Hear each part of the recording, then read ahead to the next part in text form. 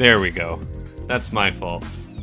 I was recording a clip of something in a different resolution, and it kept my settings even though it's in a different profile. Good thing we caught it before we begun.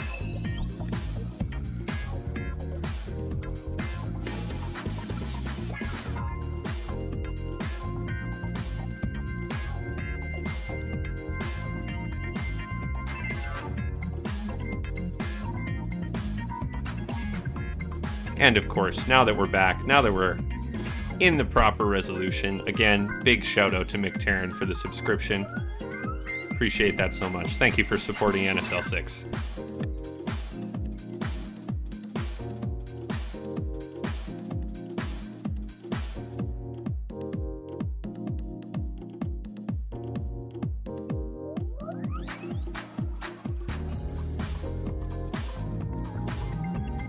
Has anyone got any predictions for today's games? The LoveBoat versus Apes per minute. Anyone going to put some points down?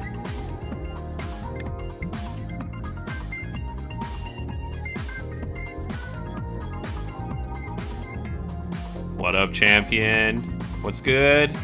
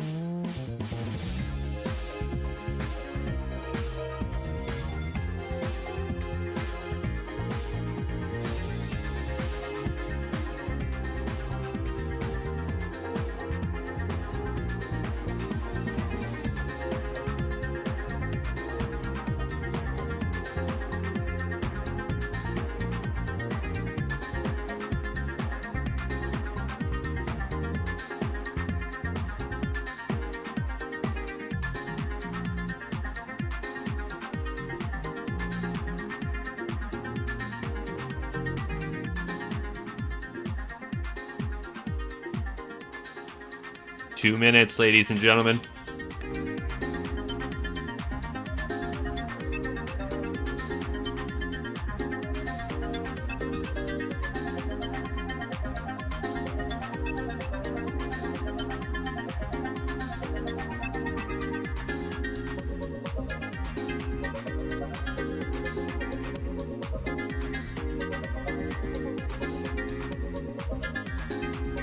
I hope you guys are hyped.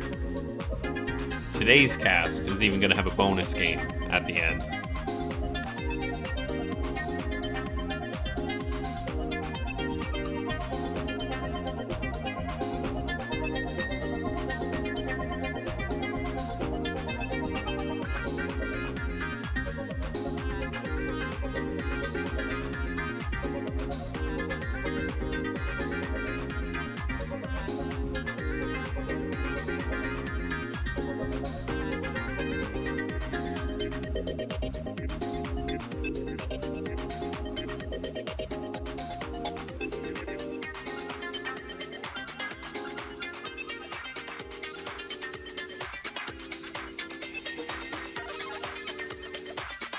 All right, boys, let's go.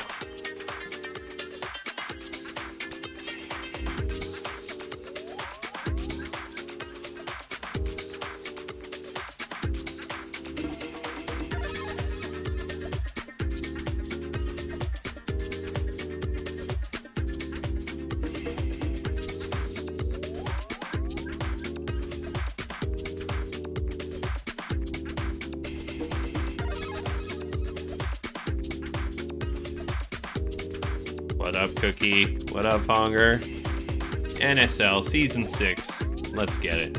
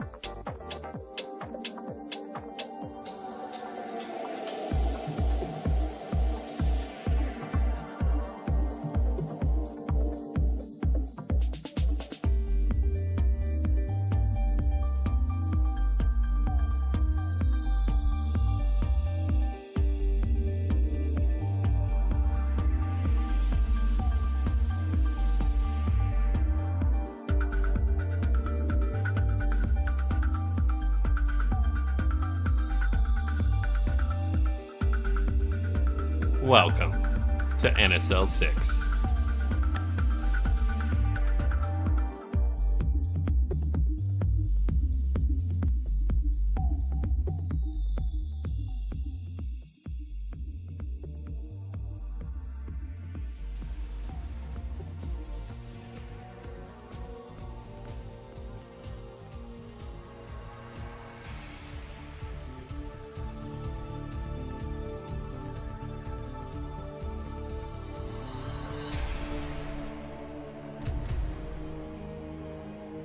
Alright, hello everybody.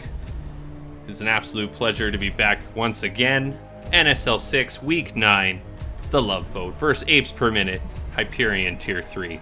We've got some fucking sick games coming up today. I'm excited. This matchup, special request. I was asked to cast this one specifically by none other than our boy, McTarren. Everyone please give a big shout out to McTarren for the subscription. Supporting NSL6. Can't wait. But our first game of the day, before we get to Mick first champion, is going to be Zelenique versus Gabagoon. Now, as you all know, I might be a little bit biased. Gabagoon, that is my boy. However, we're going to see what Zelenique brings to the table. You guys ready to get into it? Everyone got their predictions in? All right, let's go.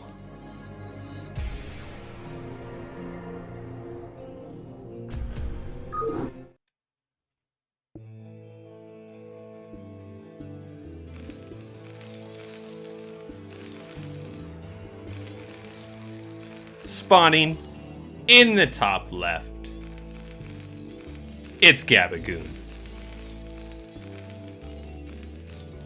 And in the top right, it's Zelenique. So here we go with TVT.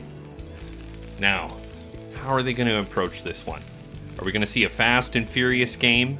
You know, the good old Vulture War scenario?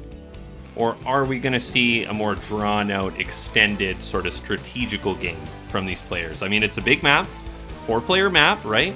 We're on lights out here. So it really does lend itself to very drawn-out games. And we all know sometimes how TVT can go. However, we're not split map, right? We're not cross-spawn, so we're not going to split straight down the center here. There could be some room for some aggressive play once they see where their opponent is located.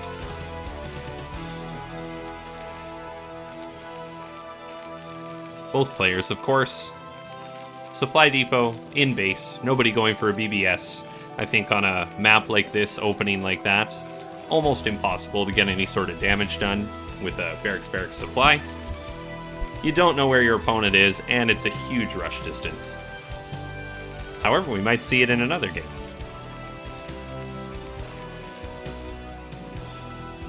It looks like Gabagoon. Is this going to be a forward barracks here?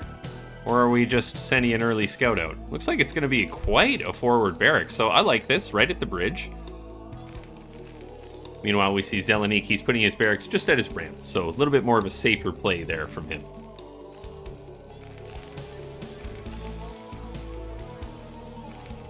Gas taken by both sides, no surprise to see that there.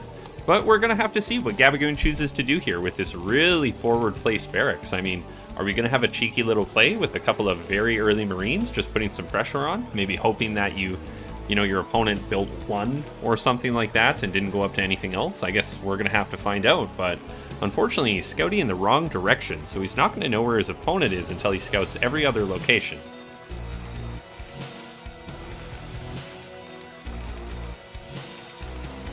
But TVT, you know, though sometimes it can be a slow match, it can be explosive sometimes too, right? We're going to see how our players choose to take this as they get their factory production rolling.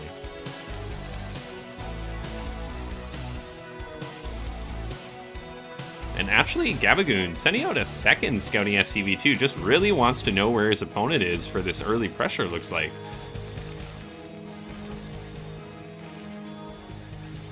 And just a slightly faster factory here for Gabagoon as well. But we do have this advantage of the ramp, and now Gabagoon's going to see where his opponent is. Gets right in as well. Not a fast enough reaction from Zelenique to put some more damage on that, so chasing down this SCV, going to be annoying. But at the same time, he also scouts the forward racks of Gabagoon. Oh, and look at this. Gets right in. Sees 2 factory right away. The first already being finished. And he needs to put down another factory in response to this. This is cute. A little bit of harassment going on here. Just being annoying.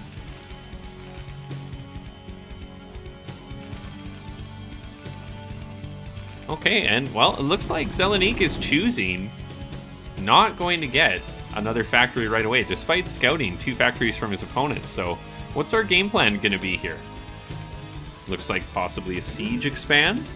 There we go, and now a second factory is started. So perhaps a little bit late. We're going to have to see how this pressure plays out. I agree with Mick in the chat. I think a bunker is probably necessary at this point. We have this vulture here, a couple marines on the way, and another vulture en route. However, it's not going to be the biggest pressure in the world. We are taking time to add a machine shop. So it looks like it's going to be a bit of a, maybe almost a false pressure, if you will. And a third factory now going down for Zelenique. So maybe realizing he's a little bit behind there and he's going to have to play catch up. Oh, unfortunately, no bunker here. So 2 vultures, 2 marines is definitely going to beat 4 marines. But with this 1 vulture popping out, now the math's a little weird. Oh, and sending these up first just to see. I guess this is a bit of a double-edged sword, right? You see what your opponent has exactly. You had to sacrifice the 2 marines, but you didn't commit your vultures all the way. So now he can build up a further count while he gets mines on the way here. So you win some, you lose some, I guess, at the end of the day. And it's going to be speed for Zelenique. Mines first for Gabagoon. We're going to have to see how this interacts.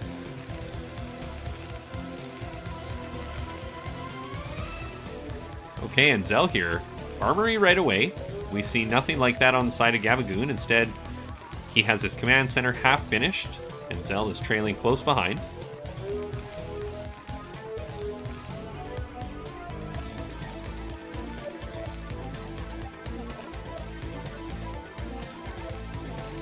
Okay, and I think we may see a little bit of movement as these upgrades finish. Speed is now done on the side of Zelenique here, and Gabagoon, his mines are about to pop, just finished.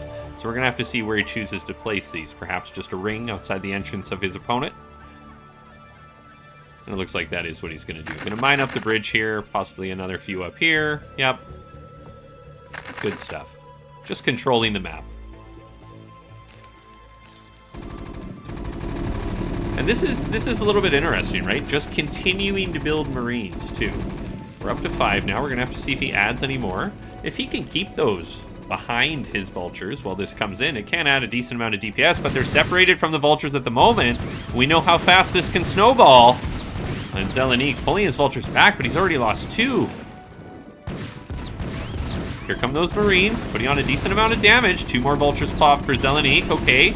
Gets the mines, does not take damage. So it looks like these marines end up being the saving grace here, and he's actually able to repel this first wave. Very nice.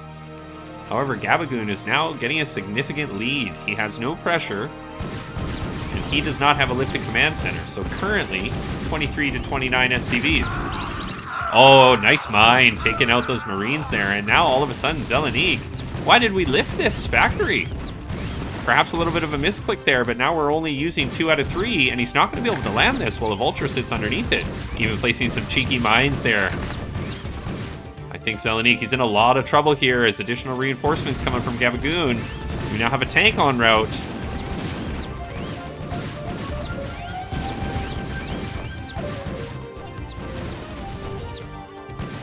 And this, you know, like I said, sometimes TBT, it can be explosive like this. If all of a sudden your opponent gets the drop on you and that vulture count just shrinks. You know, this is the situation you can be in. And I like the mines here in case he chooses to build anything else but vultures. You know, as soon as they pop, they'll die, so he has no choice. And Zelenique calls GG. Game 1, going to Gabagoon.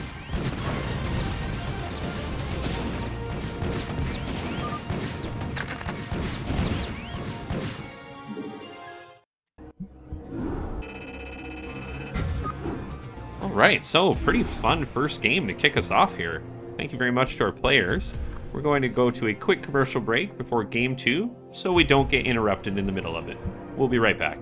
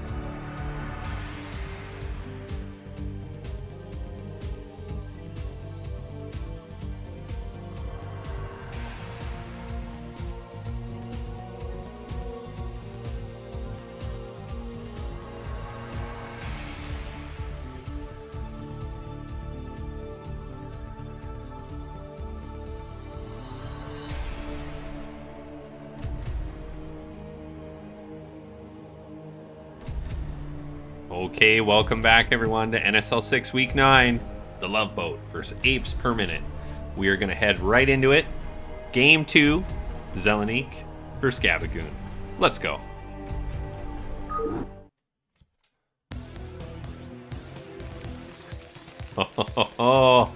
And we've got a treat here. Looks like Zelenique choosing to take it to 76 for the second map. Okay. So in the top left, we have Gabagoon. And in the top right, we have Zelenique.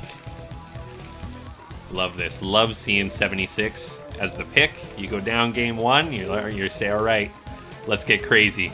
Let's see what happens. So now the real question is going to be, this was his pick, right? So does he have something prepared? Gabagoon, maybe not expecting 76 on the second map, perhaps hasn't as played on it as much. So we're going to have to see. All right, looks like, are we going to see her? Is this just for a depot? Looks like just possibly for, just for a depot. We're not going to see either player skip the minerals, looks like. Just opting not to go for that back base right off the beginning. Good to see you, Shimmer. Thanks for stopping by. I'm excited to see your games later in the cast. And everyone, while we have this sort of lull in the action here, just this beginning portion of the game, I want to take the time, once again, to thank you all very much for supporting NSL6. You know, we're in week 9 now. We've got 1 week left, and then we're heading into the playoffs. I'm excited. It's my first NSL, and I want to just thank you all very much for sharing this with me and having a wonderful time playing and casting these matches. Big shout out to all the other casters, big shout out to all the players, and a big shout out to Cookie Master for putting this whole thing on. You guys are all awesome. Okay, Zell. Looks like we're going 2 barracks here, so perhaps we're doing a bit of a Marine rush. I mean, that could be the play, right? Marines, medics, fire bats, obviously they can get up this ramp. You're a lot more limited when you're going straight into mechanical play on 76 here.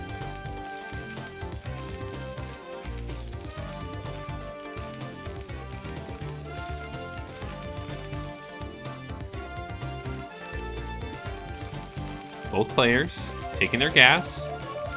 Zell a little bit behind because he got that other barracks first, but not too much.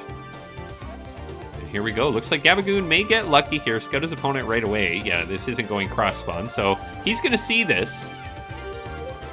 Or perhaps he's going to be fooled, right? You would expect to see a barracks right at the ramp here. Can he block this and kill it in time before it sees the second barracks? We're going to have to find out. Oh, nice little body block there. So he is going to trick his opponent, Gabagoon. Gabagoon not going to know about this second barracks. Meanwhile, Gabagoon has his factory going down. And we don't have one started yet on the side of Zelenique, so committing to this infantry production.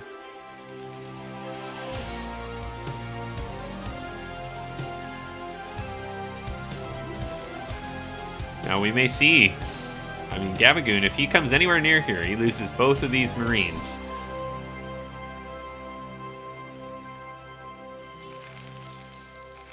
Oh, and Gabagoon going to Port Wraith.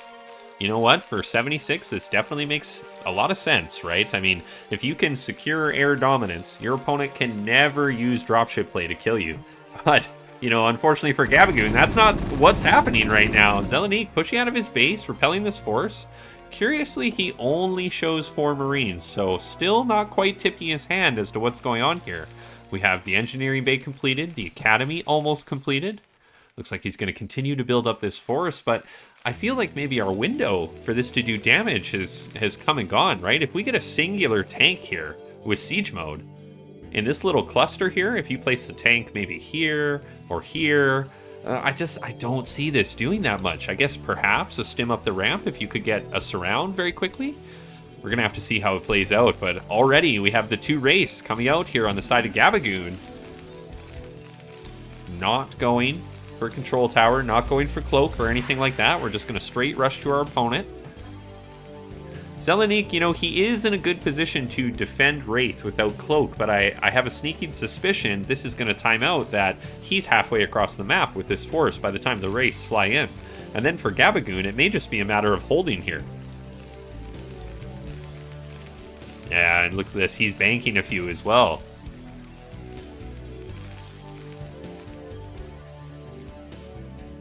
You know, very interesting on both sides. Stim is halfway done, and Zelenique looks like he's poised to move across the map. Now, we don't have a tank or anything here, so this could snowball very quickly. And the control from Gabagoon, it has to be on point. If you accidentally fly over this with Stim, all of those Wraiths die. You know, he has to do economic damage with this here, so this is going to get a little bit crazy, I think. Oh, and these 2 Marines just barely missing this move out here. Gabagoon just not having the greatest of luck. It looks like Zelenique is committing completely. Still no factory, going completely into that bioplay with another barracks being added. Okay, here we go. 4 Wraiths headed across the map, and this is what I was afraid of. Right as this moves across the map, his force moves in. There is nothing at home to defend this, so now what does Gabagoon choose to do? Looks like he chooses to hold on to the Wraiths. He does not send them directly across. We have the control tower now added, looking to add cloak. He's making a vulture for defense. Zelenique, he needs to go. His window is fast evaporating. 1 Wraith taking a ton of damage. We even have SCVs pulled to try to hold the ramp. We have to be very careful here. Trying to micro these Wraiths to pick off, but the second he gets close, can this bunker complete? It will. And now this is an impossible task now. We have stopped the aggression. We've killed 2 Wraiths, but you are not getting up this ramp.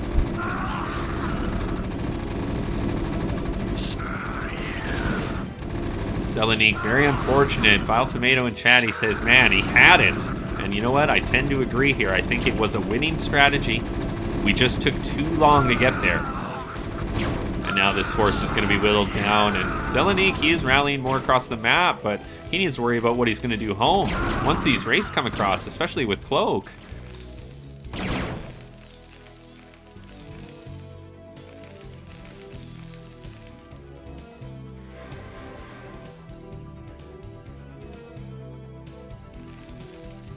Yeah, and I like to see this. Gabagoon just repairing up his race. He feels in a dominating position now.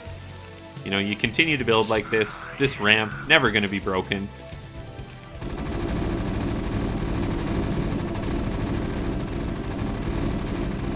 And you can't get up here.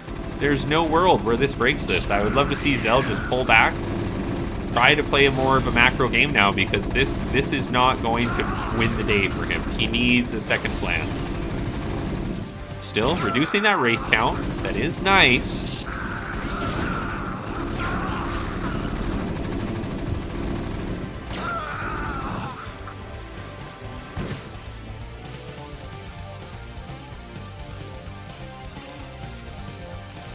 I think at this point it's going to come down to a game of economics. Right? We have Gabagoon up 8 SCVs, up a significant amount of supply. He's feeling comfortable. Yeah, that is true. Vile Tomato says 2-port Wraith is literally the worst build you can go versus Bio.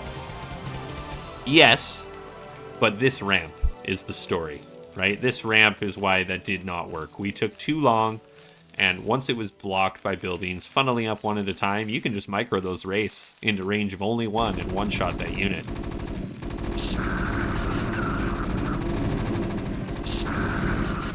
And it looks like Zelenique here recognizing now that this is not going to work out for him. He is taking an expansion.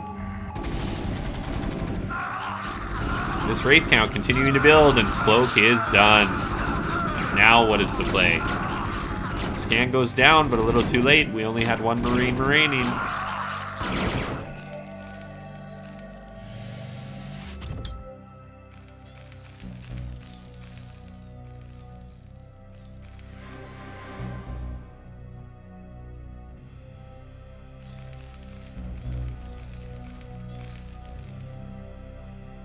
Alright, so 1-1. Just about finished here for Zelenique.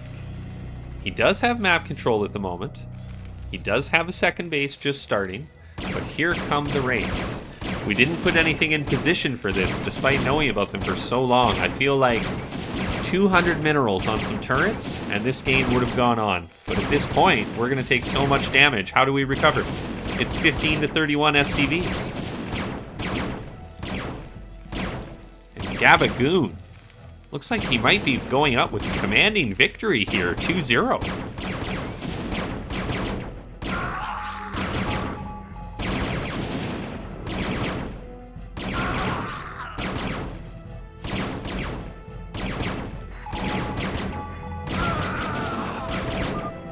And GG is called. Gabagoon taken both games 2-0.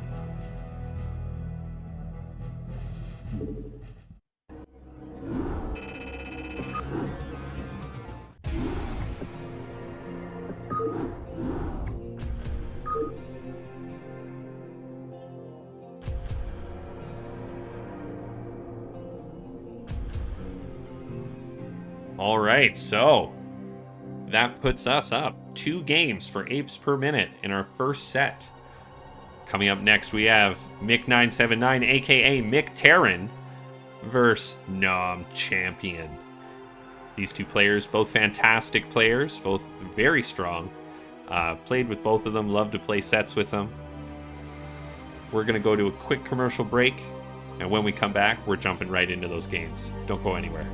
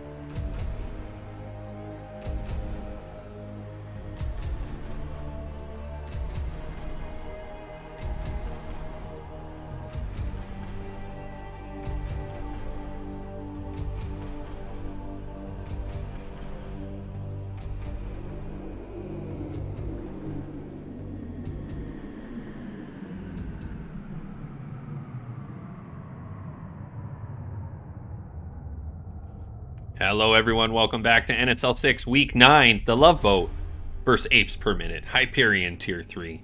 We are now going to get into our second set, Nom, Mick Terran versus Nom, Champion. It's a Nom head-to-head. Let's get into it.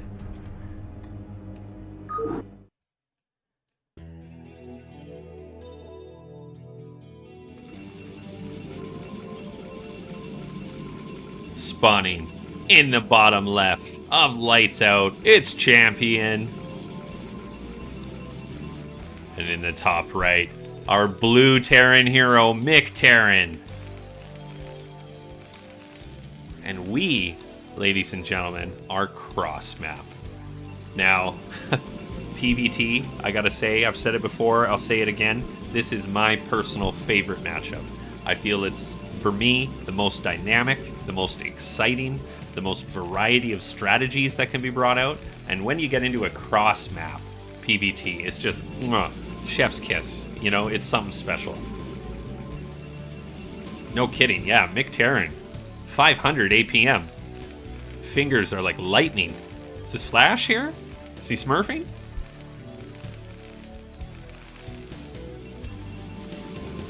Interesting, we have Champion going for a forward pylon here, so perhaps we're going to see a bit of a cheeky Zealot play to start us off.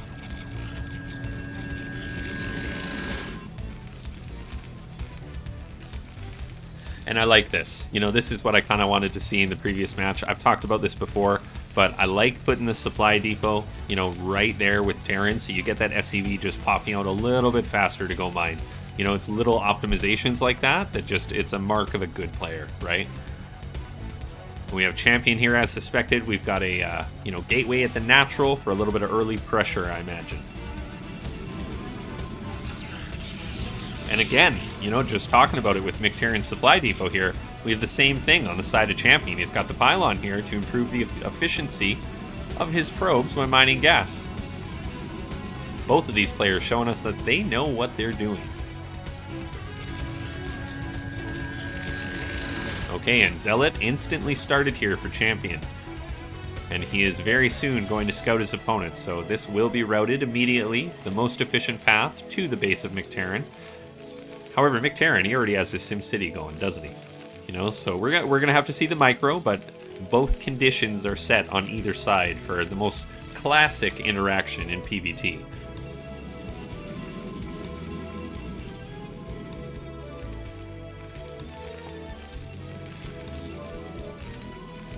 And Champion here just being a little bit annoying, you know, a little bit of moving shot, a little bit of harassment with the probe. Anything you can soften, right? You never know when that comes into play later on.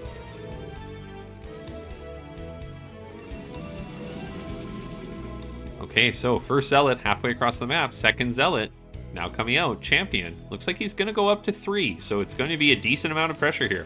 Now this is a little dangerous here from McTerran. Do you see this here? Having this factory so far away from our micro hole, if you can stop this from finishing, if you can kill the SCV over and over, you can just snowball out of control if you continue with the Zealot production. But a nice little body block on the ramp, even though he does take one hit, he slows down that Zealot, and this factory getting close to completion.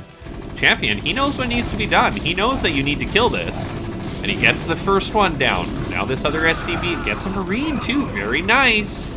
Okay, so we need to resume this factory right away. McTerran putting his SCV nearby, back on it.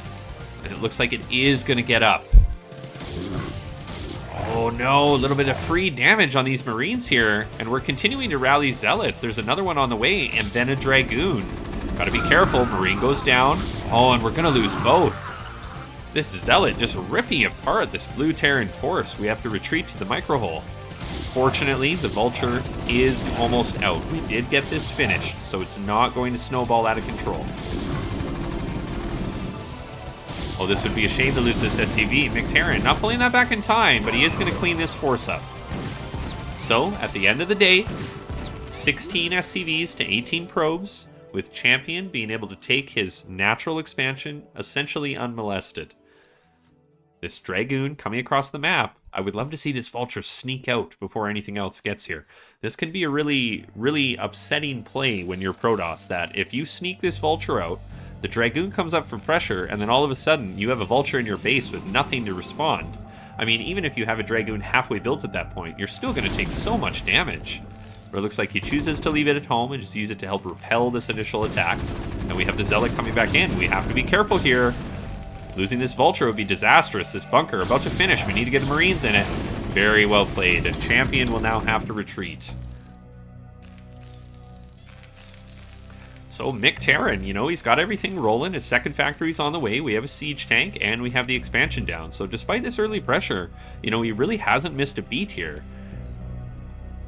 And on the side of Champion, we have a second gateway going down and a robo. So very standard stuff off what he has done here going into 2 base. He knows now that Vultures are out. Now, he, of course, doesn't know it's siege being researched, but he has to prepare for mines. If it was mines first, and these Vultures get behind your force and plant some outside of your base, and you don't have, you know, your observatory on the way, you can take a lot of damage. But Champion, he says, I don't care about mines, I'll just fly over them. Looks like we're going to have a bit of Reaver harassment here, most likely. Love to see it. Okay, and Mick going right to 2 machine shops. So perhaps we're going to mass up a good amount of tanks here just for defense. This can be good and bad, right? Depending where you place them against Reaver coming in. If you have just a singular tank here, and all you've made is tanks, and then everything else is at the natural, the Reaver lands right next to it, kills it, then kills your SCVs. Oh, very nice. Mick gets his turrets. He knows, right? He's not going to allow that scenario to happen. Very nice to see. And it looks like Mick actually getting a full scout here, too. He's going to see exactly what's coming. So, Champion, the pressure's going to be on for him to actually, you know, get some damage done with this now that it's scouted. I mean, if you're Mick Terran here, you probably just add another couple of turrets, and it looks like that's exactly what he's doing.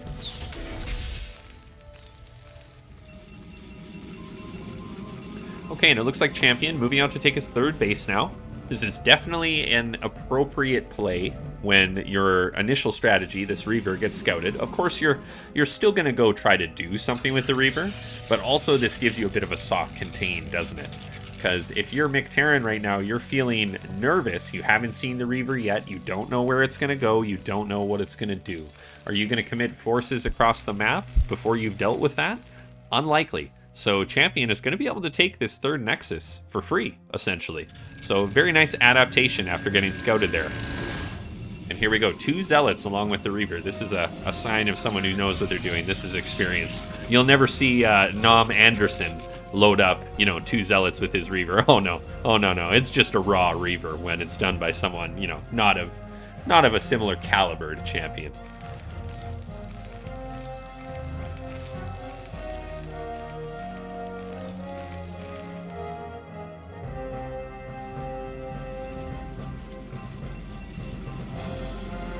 Very nice as well, tucking this forge in here.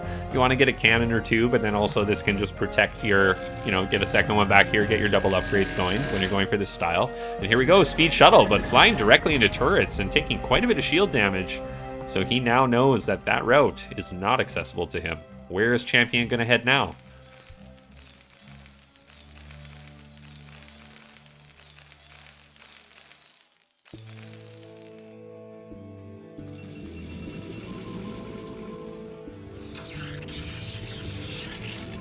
Okay, so we are now at the point where the pendulum has swung back to Mick Terran, right?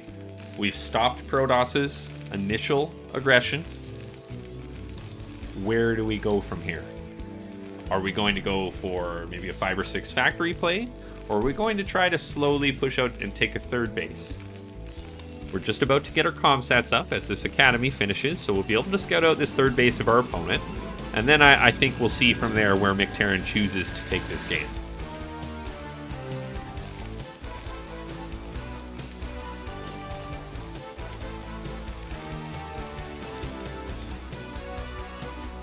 Okay, and here we go. Champion repositioning his shuttle here. He still has not found any damage with the Reaver.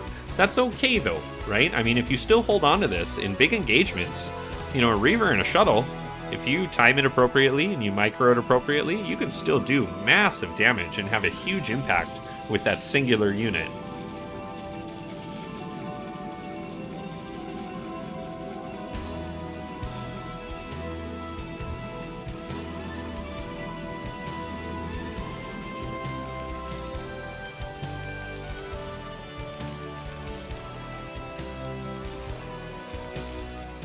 Okay, so another factory being added, and it looks like this is the decision that Mick has made. We are going to go upgrade Terran and take a third, and we're going to play for the later game scenario. Champion, though, already heading up to a 4th, and he does have a significant probe advantage at the moment. So, looks like we're going to get our wish here. We're going to get our little treat. Big macro game on Lights Out. Love to see it.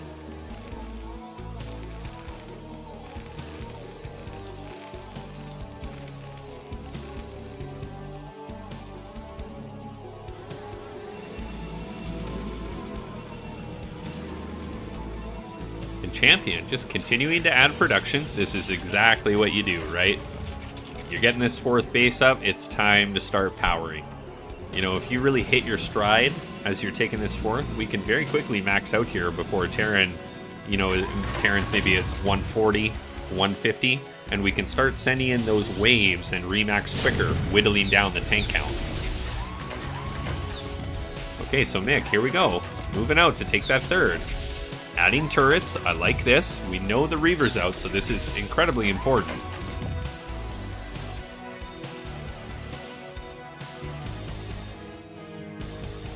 And to be honest, you know, Mick, he's going to be able to take this third base relatively uncontested. There's not enough of a Protoss force here to actually attack into this. To do so would be suicide. I mean, you will reduce the tank count, but there's not a world where you succeed against this. We have these additional zealots coming up, and that can sometimes make the difference, but you got to have a lot of mines to drag. If we funnel this force through here into this big tank line, it's going to be rough. I can't see Champion really prevailing in that situation. Perhaps with some great Reaver shots?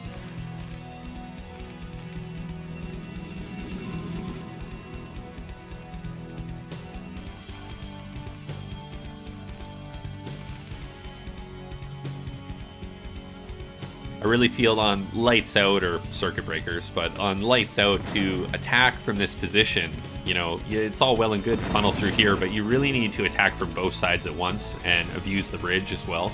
If you can separate the line of fire of tanks, you know, it can go a lot better for you as you're actually trying to move against this. And it looks like we did unfortunately lose the Reaver. Oh, pardon me, we have a second shuttle, so 5 Zealot bombs available. And the Reaver. Here we go. Champion moving in on McTerran. This is a big tank line.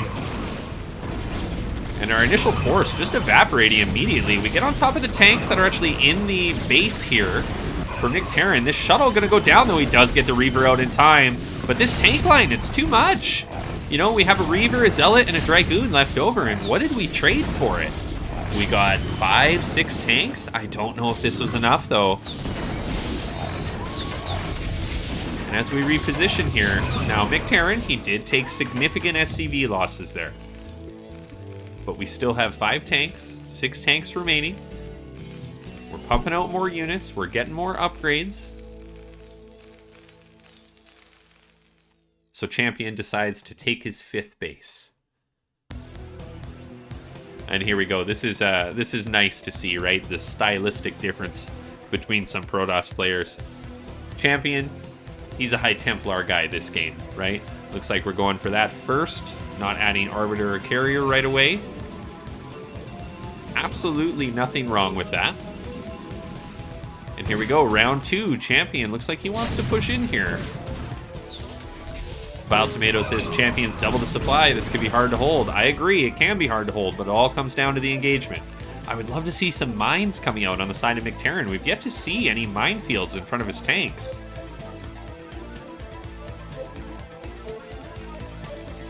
This is nice. This is nice. You know what? McTerran realizing he's a little bit behind on supply. He's got to be very careful. Adding these supply depots, just a body block in front of the tanks. You know, it can really be understated sometimes how much of a difference that can make. Your Dragoons will stop to shoot at this instead. Your Zealots, you have to run them past it or they'll get bunched up on it. This can really mess with the AI. A very nice little move here from McTerran to add those in front. Yeah, and Mick, he realizes that, oh boy, I really slacked on my production, didn't I? He went from the 4 initial factories, he's now up to 9.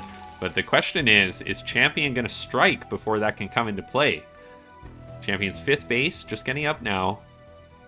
We have a significant force out here, and we have a significant amount of storms available, so going to have to either get an EMP off, or we're going to have to pick those right away. The storms would be devastating. Even got a shuttle, looks like we might be able to pick up the Reaver and 2 storms. And I like this too, right? To see Champion just continuing to have shuttles here, right? A lot of the time, a lot of players, myself included, will open with a shuttle play, do their initial damage, whatever, what have you, and then don't add any more as the game progresses. But against a static Terran army, this can be a huge boon for the Protoss.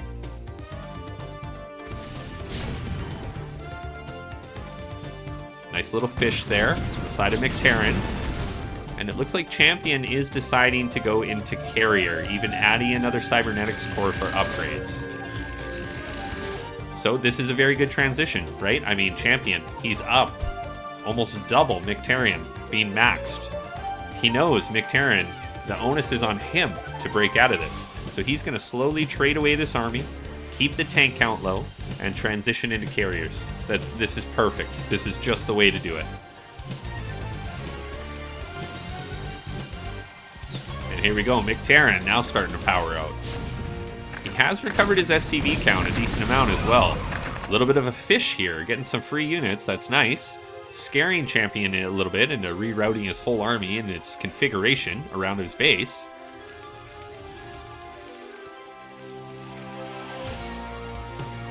Oh, we gotta be careful with this here. Champion just just being annoying. Just uses the Reaver to kill the one SCV building that CC. And he says, okay, time to back up. Oh, looks like fishing for an EMP. Gotta be careful here. I think we only have the one science vessel out on the map. Okay, the Reaver gets dropped, the shuttle gets taken out. Here we go. Champion coming in, but all from one direction. Storms go down on the tanks. Those are some beautiful storms.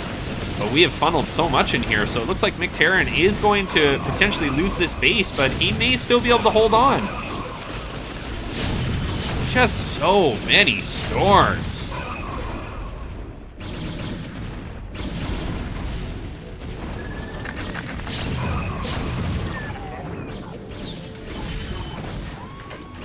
Okay, so McTarren, his third base is no more. And now he is in dire straits. Looks like he may even lose his command center. Desperately trying to save it. Oh my goodness, no way. Is he gonna get... Oh no, the SCVs are stuck. I don't even care about this battle to the left. Save the CC. Oh, thank goodness. For that to go down right now and be denied access to mining at your third base while you build an entire new structure, that might have been the killing blow there for McTarren, but it looks like this game, for now at least, is going to go on. We have the first carriers building, but it is only 2 at a time.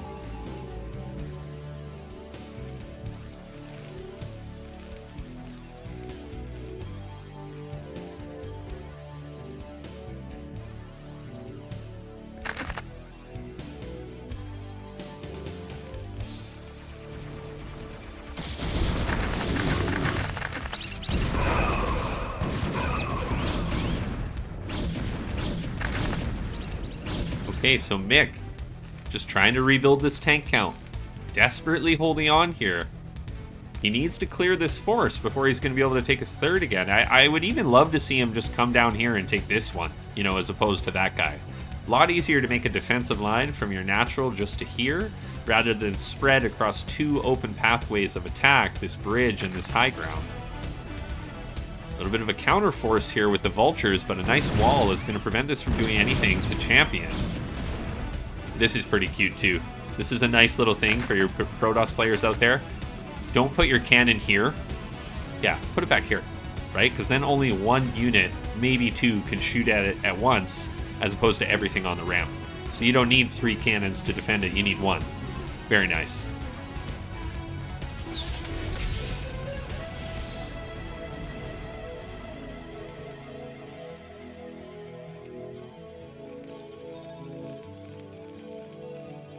Okay, so McTarren, he's rebuilt a sizable force, enough to, reclaim this high ground here. Take this third base again. Siege is up. Oh, cheeky little storm going down. Gonna damage those tanks. Looks like, unfortunately, he doesn't get that. Oh, secondary storm. And all of the vultures just running right through it. Oh, no. He does get that High Templar, but at what cost? Champion really showing us the power of storms in this matchup. It can be difficult to use them sometimes, but he's landed some incredible ones.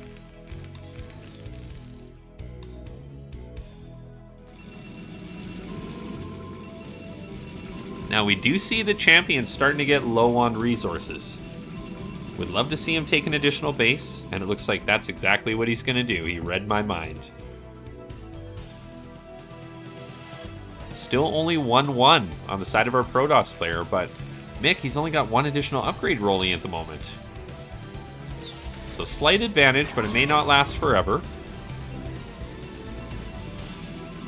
But that could end up being the story of this game, right? I mean, if Terran gets up to 2-2, 3-3, and Protoss is incredibly far behind on upgrades, you could throw a lot of maxed out armies at Terran and just have it bounce right off. Yeah, this defensive line here, this is a lot stronger than what we saw previously.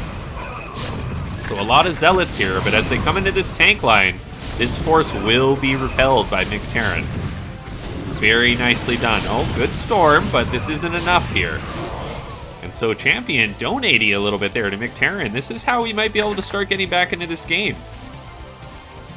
And it looks like he does intend to take a 4th base, as he did before. Turtle Terran. It's the name of the game right now. We see Champion. This is the only thing he lacks, right? I mean, he's going for these carriers, but where are the upgrades?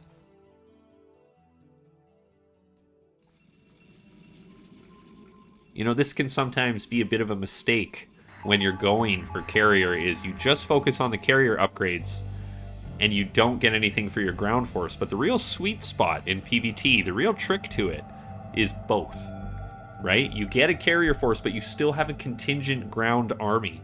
If you allow the Terran player, especially if he's up on upgrades, to make only Goliath, right? You have no ground force. He doesn't have to worry about anything but Goliath production. You can quickly find yourself in a losing scenario. And here we go. Mick Terran finally asserting himself on the map here. And this paltry ground force, I mean, perhaps he's going to start cluing in here as to what's going on. Wants to establish his 4th base, but it is being blocked.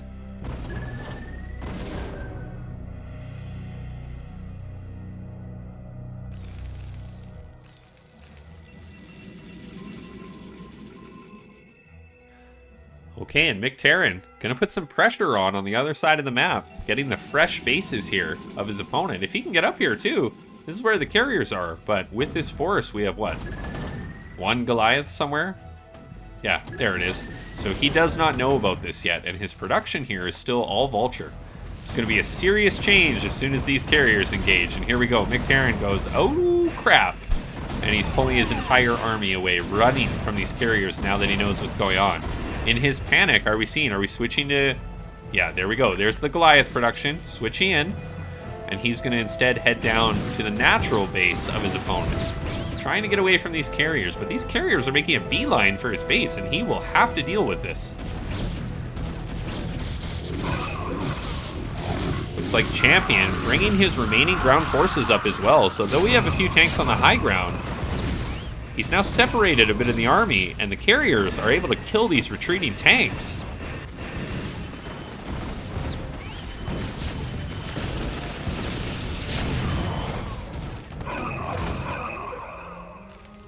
You know, it looks really like things are going from bad to worse here for Mick Terran.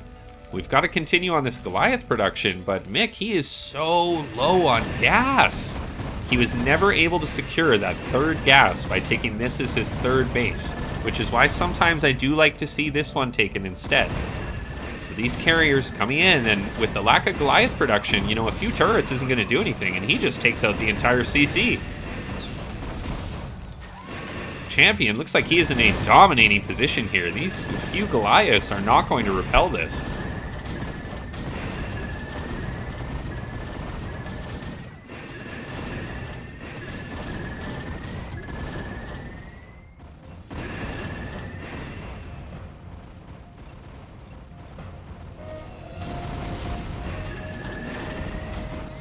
Mick Terran says in the chat, I'm thinking about which map I'm going to pick now.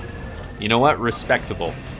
That's actually something that a lot more players should be doing, right? You should take the time. When you know it's over, you know the game's done, you've lost, don't just immediately exit. Take a second. Think. What went wrong in this game, and what can we do going into the next one?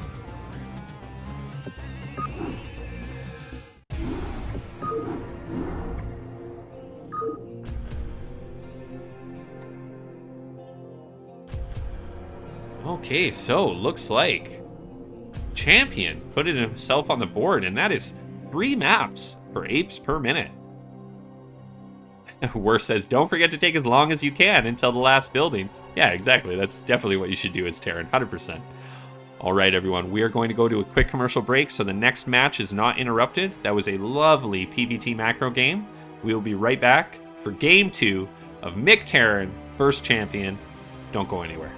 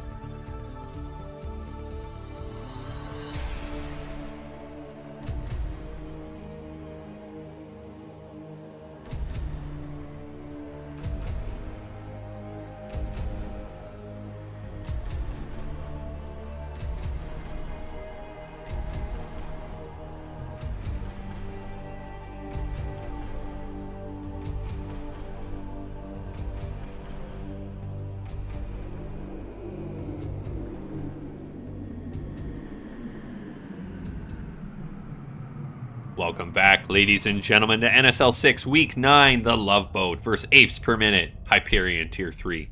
Right now, we are going to jump right into Mick979, aka Mick Terran, versus Noms Champion, Game 2. Let's go.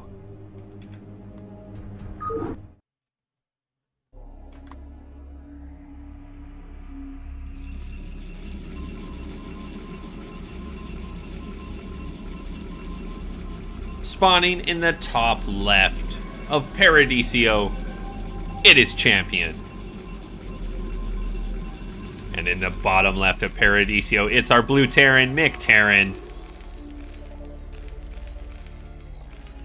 The LoveBoat looking to get on the board. We got some cheering in chat. We're going to see Mick Terran. I got a feeling, I'm feeling it that he's going to bring it back in Game 2. Not one to go down without a fight.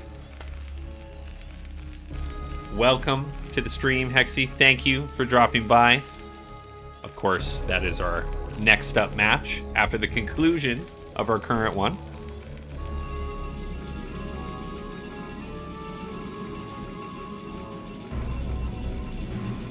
And again, this little optimization, right? Just getting that faster pathing for your probes by putting the pylon here. Very nice. Looks like this time, Mick Terran, he's opting to put his supply depot a little closer to the ramp. So we're probably going to see barracks either here or here for the micro hull. And perhaps we're going to see the factory a little closer this time, in case we see some zealot pressure again.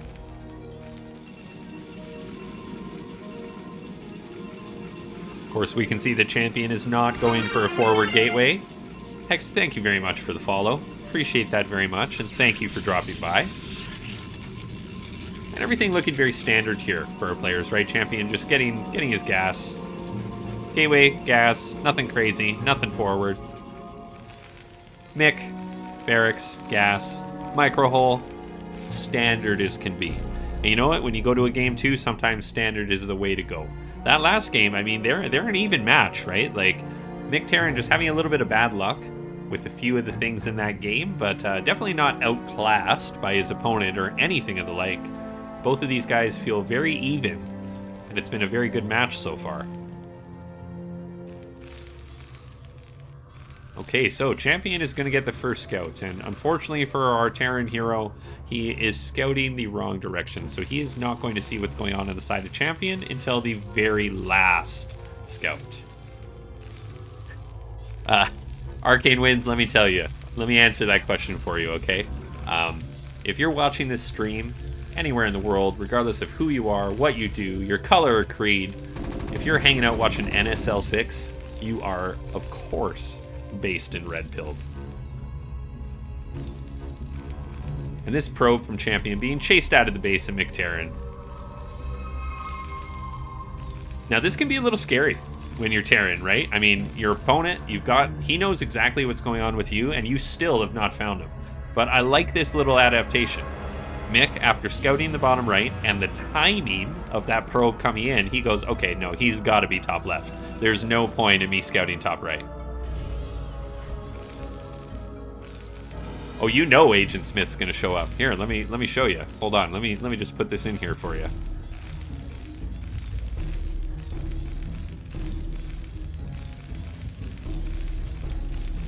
Okay, so Mick Terran finally scouting his opponent out, and he sees, whew, thank goodness, nothing crazy going on, right? He sees just standard as can be, gateway, range, expansion.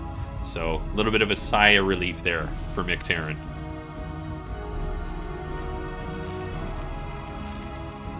And there we go. CC goes down. So again, we're just playing standard game. We're going to go into macro. Our first real variation here for Mick Terran is going to be what upgrade do we get out of the machine shop? Are we going for siege? Are we going for mines? I mean, I think with what you've scouted here, you kind of have to go for siege. You know that this range pressure is coming up. But I mean, you could make a raw tank too while getting maybe mines or something. But it's likely siege.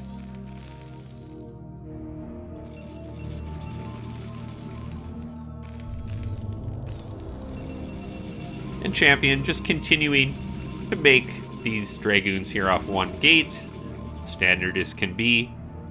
when you're doing this kind of a play, he could go for a fast third. Looks like he has opted to go for the Robo, but you could do a fast expansion as well. I mean, if you continually just pump Dragoon, even off one gate, you can get to relatively surprising numbers pretty quickly. The real secret sauce is just you can't forget to make them. There can be no gaps in between, right? And we see the tank here now coming out for Mictarion and repelling this initial Dragoon, as is the most standard thing that you can see. Champion not missing a beat, continuing that production, adding a second gateway, and very soon we'll be adding most likely an observatory. Could be a Reaver again though.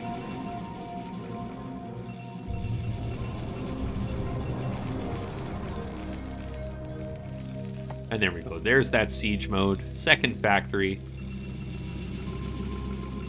And here we go. Champion. Bit of a Reaver, man. Looks like he'll be going Reaver first again. Makes sense based off what we've seen from the spawns. It's very nice to be able to fly straight down into the most blind spot of your opponent's base, right up to the minerals. Now, Mictarion, he's anticipating this move based off the last game as well. Already has a turret here. Would not be shocked to see him add another, maybe even just a little further up. If you can bait that shuttle into flying in, right? Sees one turret and goes, oh, I can fly past that. And then hits another. That can be a huge swing of tempo in the favor of Mictarion. And Champion taking the third. To be expected.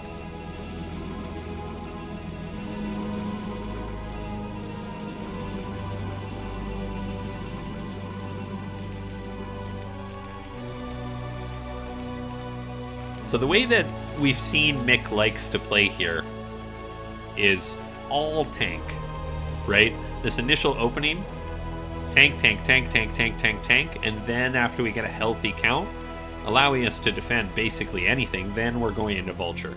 You know, and it's interesting, right? Because you do see a lot of different sort of openings and styles coming out of the Terran players in this matchup.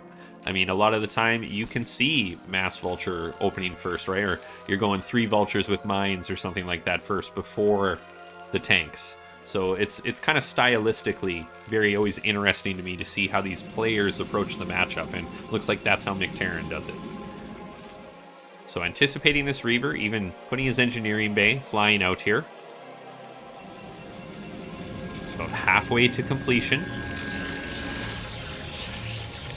We're starting to get some saturation on this third base for Champion with a little bit of static defense.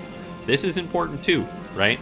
You should always be doing this sort of line if you're a Protoss player and just keeping anything from being able to get in here. This is a very nice little sim city, and this cannon's very protected in the position that it's in. Very nice stuff to see. Okay, so here we go, and it looks like we're adding the 2 Zealots just like last game. Again, this is something that you'll see skilled players doing, definitely not myself. Having the 2 Zealots in there, able to absorb initial tank shots, very important. But Mick, I mean, he's waiting for this, isn't he?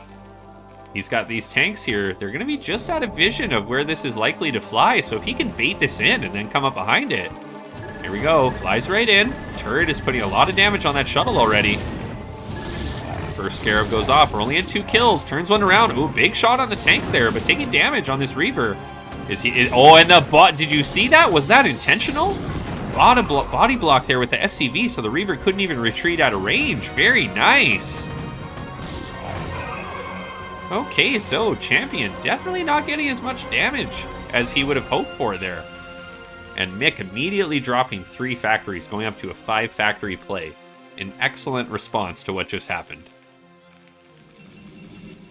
So Champion, just like last game, after the initial pressure, taking that 4th base, but in the last game, we didn't lose everything, right? I mean, this could, we should be preparing a little bit for a big push here, and that's just what he's doing, adding on more production.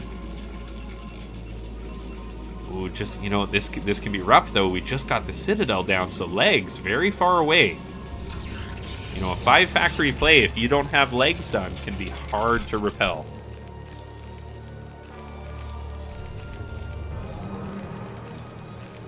Looks like Mick here, even going right up to 6 factory.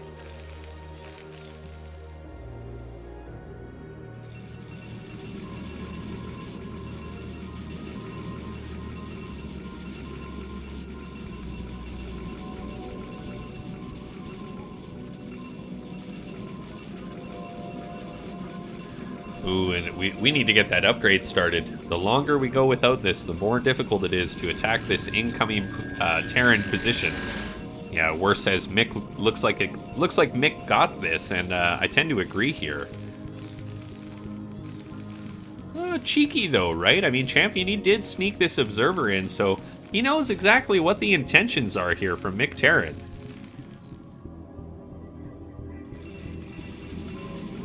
And there we go. There's that upgrade.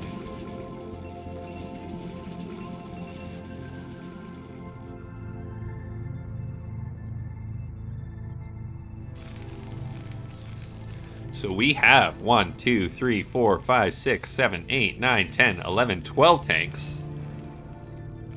And now we are rallying Vulture and Tank. So, I mean, this force here, not even a Reaver here, this cannot fight this. This force from Champion must retreat and build up more forces. And the trick here is going to be slowing down the progression of this. Every time you can make Mick Terran siege is more time that you have to get another round of units out, and that's really what this is going to come down to. Champion, this is the do or die time. You know, if he can hold this initial aggression, he's up on bases. It's 4-2. So if he holds this, and very nice bombs here coming out from Champion. You know, if he holds this, he's in a commanding position. So that was a nice initial first engagement. You know, he didn't lose all of his force. He got some tanks. He slowed it down. And that's what's all important here. Champion just pumping out as many units as possible, as we can see. Even adding another Reaver, and that's going to be a very crucial component of this defense as well. And this truly is, I mean, when I say this is do or die for Mick Terran, he must get damage with this push. It is 37 SCVs to 63 probes. He needs a base off this, just to equalize the game. Oh, and Champion, ever the sneaky player, is moving a contingent behind this army. Is this for a pincer, or is this for a counterattack? Looks like it is for a pincer. Champion, devious, here we go. 2 speed shuttles coming in, dropping stuff on his opponent and attacking from both sides. Champion even microing the Reaver here. Mick Terran in a lot of trouble.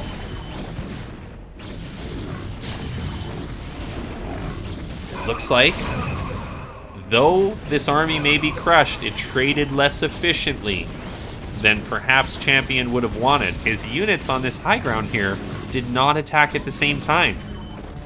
Had he attacked at the same time with everything there on this central force, he would have crushed everything. Instead, 7 tanks remain.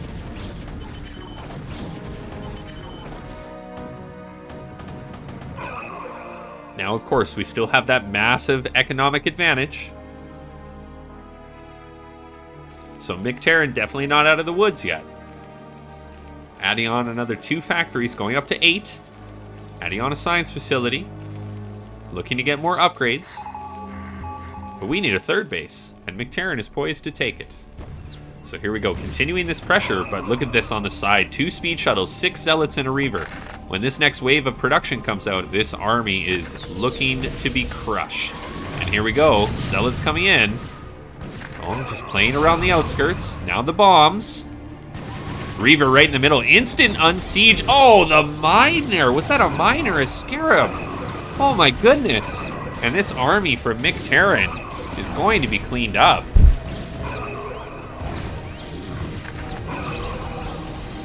Reaver does go down for Champion. A little bit unfortunate there. But Mick must retreat. And now what is the plan from here? We don't have the 3rd started. And our opponent is doubling us in worker production. You know, it was a valiant effort there from Mick Terran pushing across the map like that, but I feel like Champion, that sneaky little wraparound, and then the initial sort of attack there, because it almost ended up working in his favor. Because he didn't attack with these forces here, they were left over to clean up the remaining and additional reinforcements. And now Champion coming across the map. Storm is ready. He's not going to be able to push into the natural, but he can likely deny this 3rd.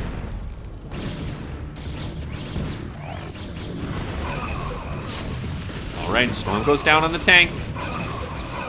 Another Storm, but it does not clip that tank, so this force looks like it is going to be repelled for now, but Mick Terran He is hanging on by a thread here.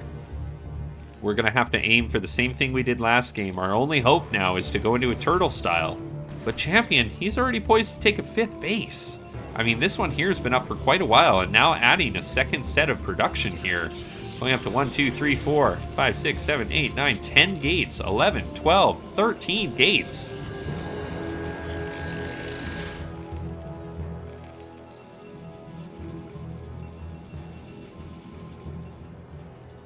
And Champion, he's taken the 5th, but now he's even looking to take the bottom as well, bottom right.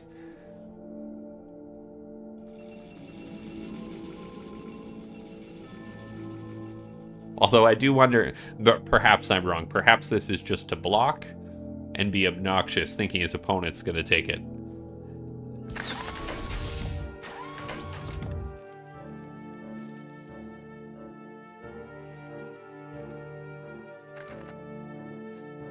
You know, and this has been something that we've seen from Champion consistently, is the use of shuttles from him is, you know, it's been really nice, a really nice component to his play. Something that I feel a lot more Protoss players would benefit from mixing in this matchup. It can be very difficult to deal with this. I mean, you get the turrets and everything, right? But by the time the shuttle flies over, I mean, sure, yeah, this is shooting at it, but everything gets out. Right, so you need to either have more forward turrets or add a few Goliaths in, and you know, and if you don't have that, this is a really big benefit here for our Protoss player.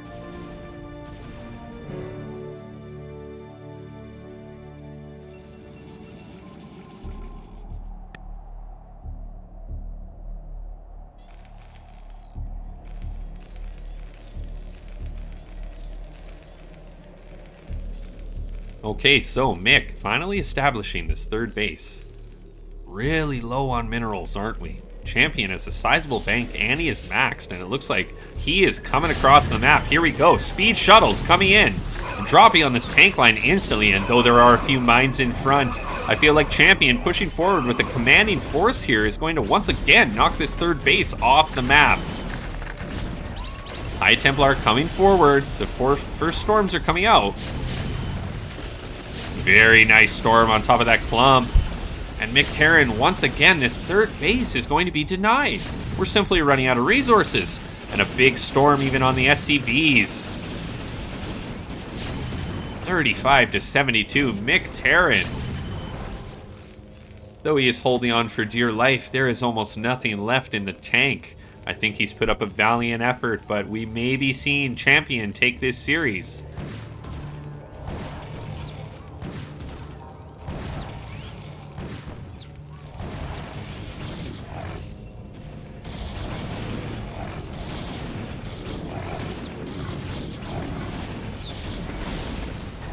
One final last-ditch effort from Hyperion, bringing his remaining forces up. Champion falls on top of the force of Hyperion, and that is going to be it for our Terran player. He is out of resources, and Hyperion calls GG. Champion takes the set 2-0.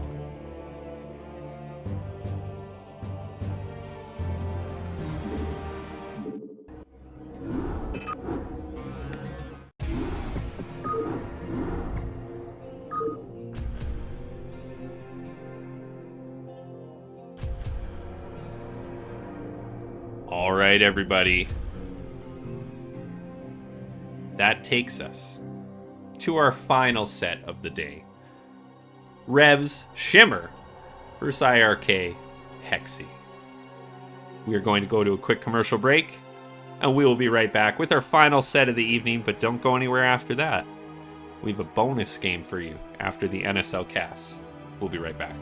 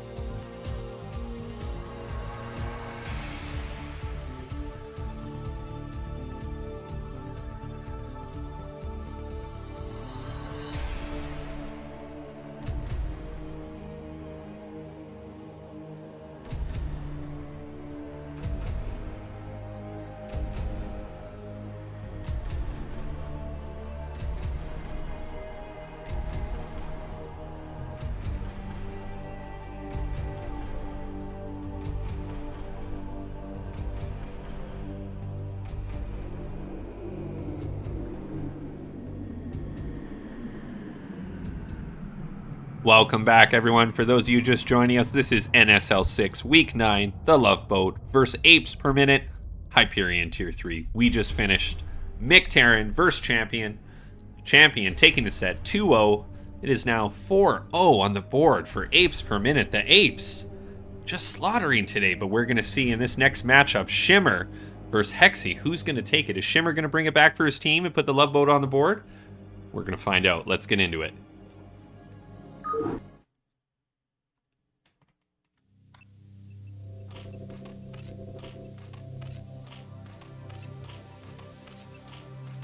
Spawning in the top left, the lights out. It's Hexy. And in the top right, it's Shimmer. So ZVZ, let's go.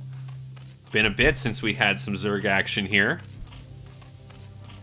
You know what they say about ZVZ? It's like a knife fight, isn't it? All comes down to those tiny little interactions and that little bit of micro. Something, you know, just a singular drone can be the difference sometimes.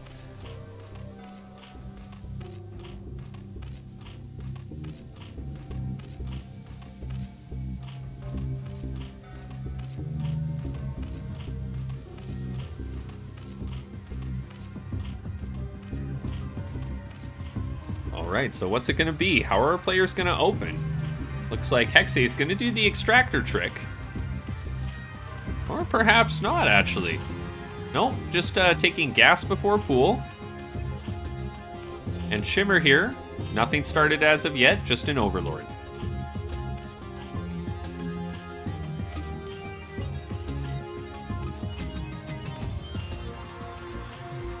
Okay, and it looks like Hexy did end up doing the extractor trick. Perhaps we just didn't have minerals when we were viewing it. Hexy says this was going to be a 9 pool, didn't go that great. I mean, when I play Zerg, I do this same thing. I do extractor trick into early pool. I mean, I feel you. And Shimmer here, you know, doing a little bit of glitching here, just showing us that this structure can make no 3D sense and overlap on this pool here. Very nice, very nice. Hex says, I forgot to make the pool. Here we go. It comes down now. Second hatchery in our main. And we're going to have to see how this ends up playing out because we forgot that pool. Right? I mean, we do have a little bit of a microable area here. Some choke points, some things to play with. A sunken here is just deadly, right? If you need to defend. So, you know, it might not be the catastrophe that we think it's going to be.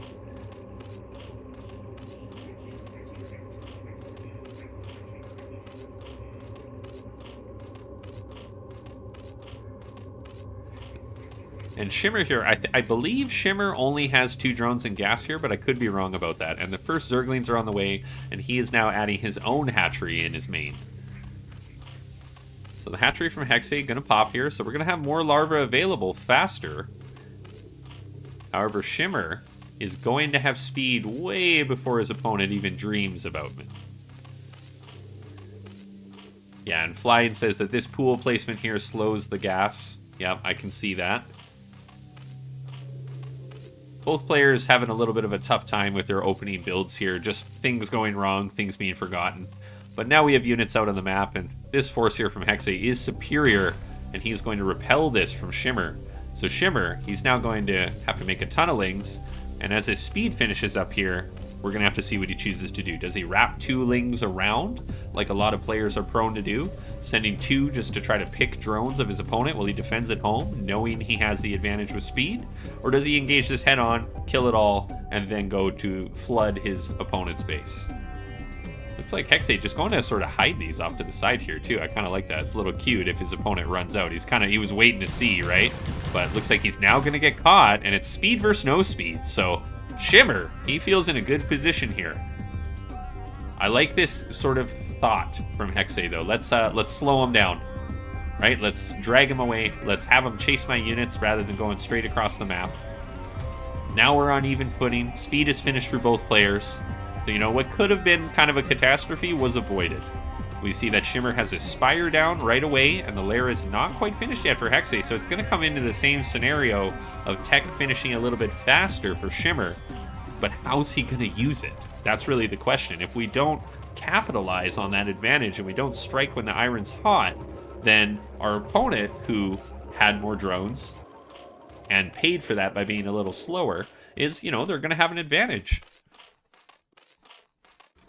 And all things considered, with sort of how this is played out too, the Spire timing is not that much faster on the side of Shimmer here, and he's down 3 drones, right? So we even have a Sunken here going down for Hexe, as he knows there's a huge amount of Lings on the map. And wow, there really is a huge amount of Lings on the map, but with this placement here at the top of the ramp, I can't see him breaking through this.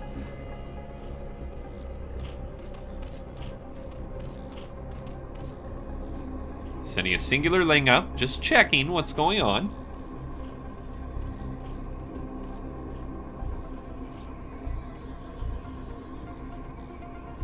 Now, very interestingly, what might actually end up coming into play here is these Overlords. Shimmer, he knows where they are. Is he going to go directly across the map with Mutalisks immediately? Or is he going to get himself the advantage on the Overlord count and then try to stall out his opponent while he edges out a few more Mutalisks?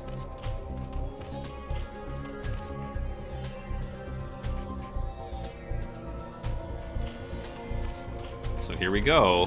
First Muta's about to pop. We're going to have to see what the thought process is from Shimmer.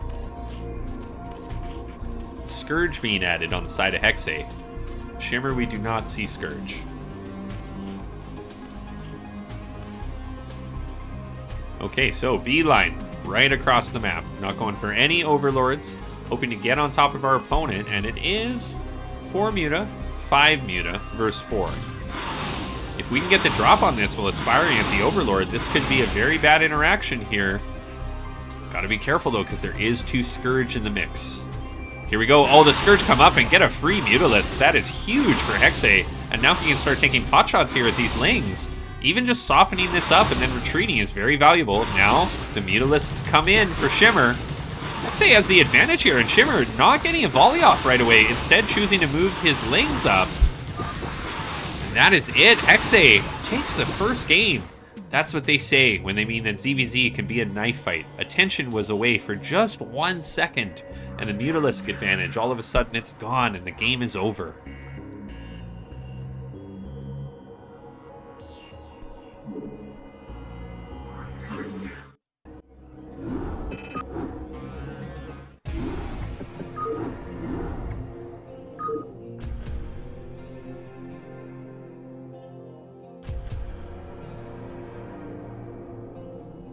Okay, so Shimmer, very unfortunately, falling to Hexe in that first match. So we have the Apes up 5-0 in this set. Can we get some ape noises in the chat, please? I really need to add an ape emoji.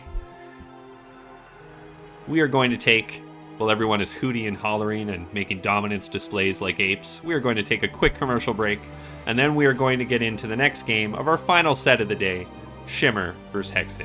We'll be right back.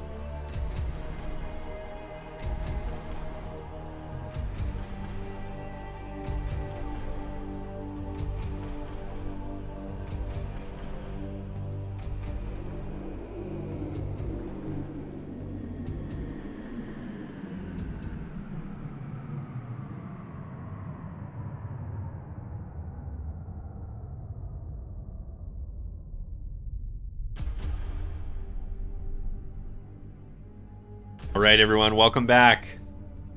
The LoveBoat versus Apes per minute. Shimmer versus Hexe. Game 2. Let's get into it.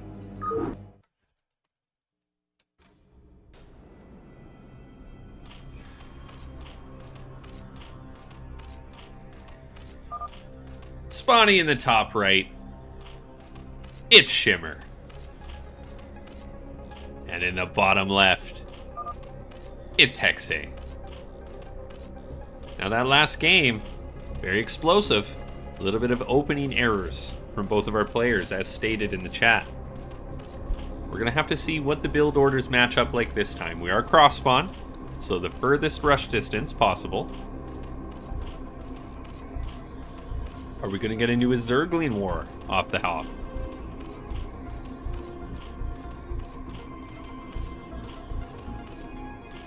And while we have our players doing our opening builds, thank you very much, everyone, for sticking with us today with this cast. A little bit of technical difficulties just in the pre-stream. I appreciate you all sticking around. Thank you so much for supporting NSL6. You're all great people, and I cannot wait for the playoffs. It's going to be exciting. Looks like we've got a 9 pool here from Hexe. And on the side of Shimmer, I think we're taking a hatchery. So this is going to be a little bit dicey, isn't it? Now again, it is cross spawn, but ooh, and Hexe, he's even going for speed variant here too, getting his gas, so it's not just a raw 9 pool into an expansion. We're going to be getting that speed upgrade here too, so this could be one of the hardest things to hold, right, in all of Brood War. ZVZ, build order, does not match up against your opponent. How do we defend this? I think at bare minimum we lose the hatchery. We're just starting our spawning pool now. Our opponent finishing up and going to be able to start speed very soon. So we have the first 3 sets of Zerglings coming out from Hexe here. Now he has not scouted his opponent, so perhaps that will delay this a little bit if he sends in the wrong direction. It's going to be rough here. Shimmer, he's not going to have any idea about this either. This is just going to hit him when it hits him, and it's going to be up to him to have a perfect and well-executed reaction.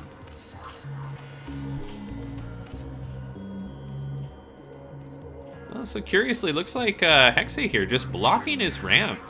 And you know what? I was wrong. He is going for 1 base Spire. So speed is now started, but we got Lair first, halfway done. So now the dynamic changes a little bit, right? You're going to have 2 bases here, but you are going to be so far behind on Mutalisks, you must get Spore Colonies. That's the only way to hold on. Your opponent's not going to have a lot of Mutalisk. He's not going to have it quickly, right? I mean, you're going to make 3 and then 4, 5.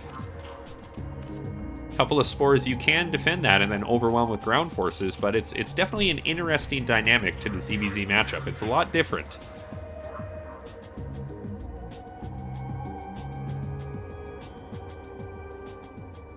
You know, and as this Zergling gets across here from Hexe, he's probably going to be feeling pretty good about this scenario, right? I mean, when he gets in here and sees what's going on, Lair's not even started for his opponent, he's going to be loving life. So getting that full scout off, you know exactly what's going on. You just have to hold your ramp. You have the technological advantage.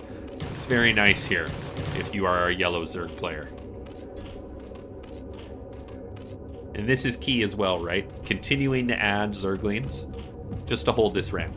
You continue to build up the layers of this wall around here, just as he's doing. Hold positioning these units. And as the Mutalisks come out, there's nothing your opponent can do. Looks like we're even going to add eventually a sunken colony here, if need be. And it looks like just for safety he's going to do it. He's not even going to delay.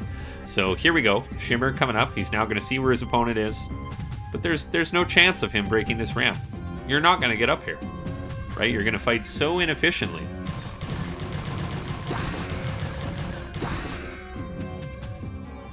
And continuing to shore up that wall, even moving more forward. This is really... you know, an understated thing in ZVZ, but this is so important to be able to do this efficiently. And Shimmer, he's going all in on the Zerglings, adding a third hatchery now just for more larva production. I think at this point he realizes what's going on, what his opponent is likely doing in his base, hold up on one base. His only hope here is to flood and overwhelm before the Mutalisk count can get high enough to repel it and do damage. He must break this ramp or this game is over. So here we go, reinforcements coming up here for Shimmer. It's do or die time. First two Mutalisks are out. Shimmer getting some pop. Wow. Oh my goodness. Shimmer, an instant leave of the game as soon as he sees the Mutalisks. I feel like we should have at least tried to break the ramp. If you can get in a position here where you can get up, kill some drones off, even though he still has Mutalisks, it buys you time to throw down some spores and equalize the game. So surprised to see that there from Shimmer, but it looks like it is going to be 2-0 for Hexe.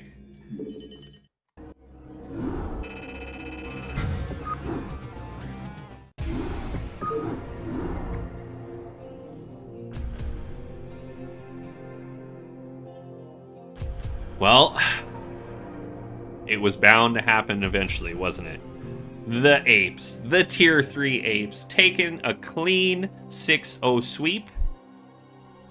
We have one more game, though. We're going to go to a quick commercial break. And when we come back, it is our bonus game, end of the cast, before we see you off for the evening. We'll be right back.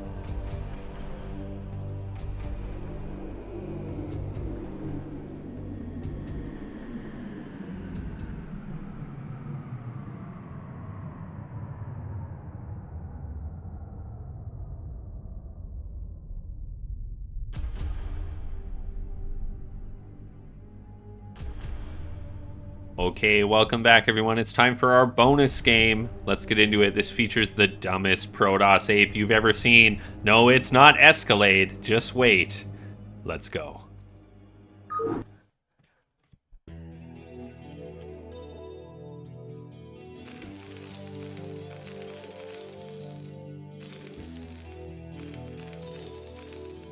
Spawning in the top right, it's our yellow Terran player, MK19. And in the bottom left, the dumbest ape of them all, it's Nom's very own, Anderson.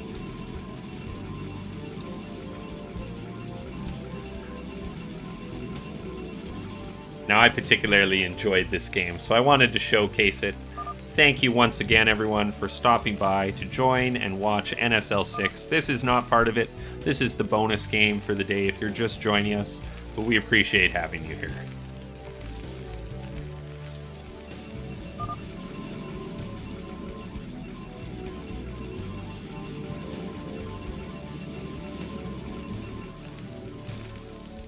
Now, this Terran that I played on ladder, very interestingly, middle of the day, actually got someone who is not Korean. Amazing. On ladder, even. And I tried to message him after this game, get him to join Nom, get him in all of the Discords. He didn't want to talk to me after, which is a shame. And I always encourage everyone, you know, the more foreign players that we can get together in the scene, the better. So MK19 making his micro hole here, to be expected. Going to be adding his gas.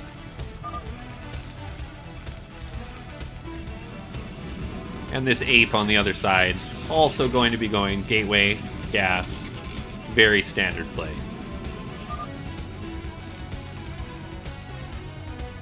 So gonna have the first probe scout coming in here. Second scout, finding our opponent. We did pylon scout.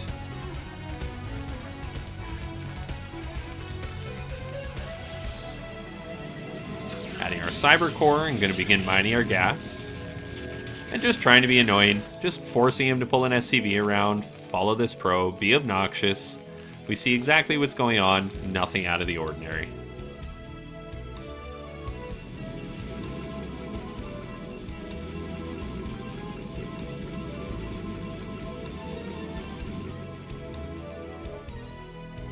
Fortunately for MK19, he is not going to scout me right away. But luckily for him, nothing is out of the ordinary. We're playing as standard as can be. MK19 adding his factory within range of his micro hole in case of any zealot pressure, as he has not scouted me yet. Very nice. And continuing to mine gas here, hasn't taken SCVs off gas, so perhaps we're going to see a second factory set down right away. And on the side of our Protoss hero, we've added a second gateway, and we're going to be looking to take an expansion relatively soon.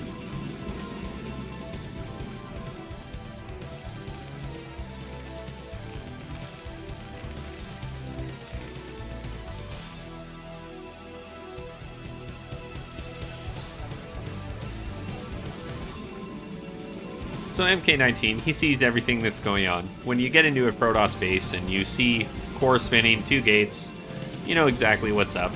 Dragoons taking expansion. Very unlikely with 2 gates in the main here that we're going for any sort of proxy DT play or anything like that.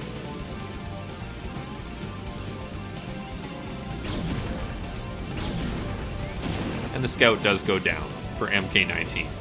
But on the other side of the map, he is securing his natural expansion. This bunker is going to go up uncontested. And the Nexus is taken by Anderson.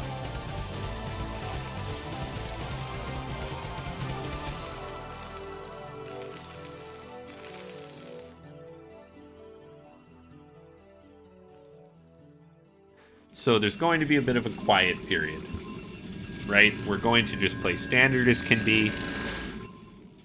No DTs, no mass vulture, no run buys, even though we are making a little bit of a choke here. And likely we're going to go into a large macro game, right? I mean, we're cross spawn. The opening build orders are very neutral, designed for defense rather than pressure. And MK19, he's sent a second scout out here just to verify what's going on, which is a very intelligent thing to do. He's going to confirm the existence of an expansion, so he now knows the game state is going to a macro game.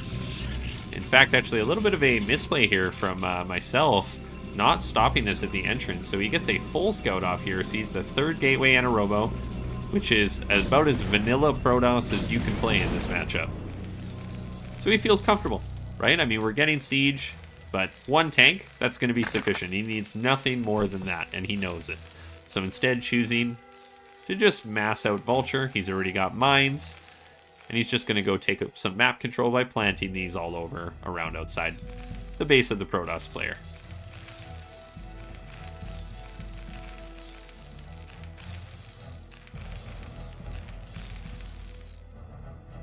And this is kind of cute, right? Having the Vulture over here, planting the mine at the third. This is what you would expect, right? When you see everything that you've scouted from the Terran player, you're just waiting for that juicy probe to come over here and take that third Nexus. You're thinking, any minute now and I'm going to kill that, but didn't show up at the timing he thought, so drop some mines. And he's doing the same at this base over here.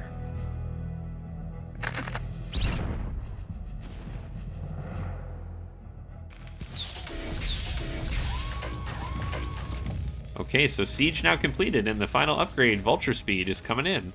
Going up to 3 factories, and an armory already completed, so soon we will be taking a third on the side of MK19, our Terran hero.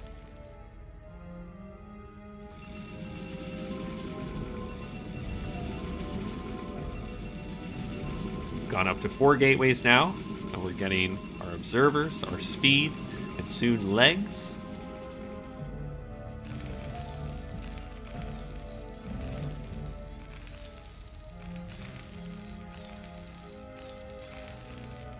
And just look at this map control. Isn't this just beautiful on the side of our Terran player here? Right? We feel completely comfortable and safe at our natural choke, but we see just everything that's going on. We see that our mines here have been cleared, so we're thinking, okay, well, that's where he's choosing to expand. He's going to go the upward route rather than in a triangle, right? Things feel good here as the Terran player. You feel comfortable. You feel like you can take the game any direction you want. It's very nice.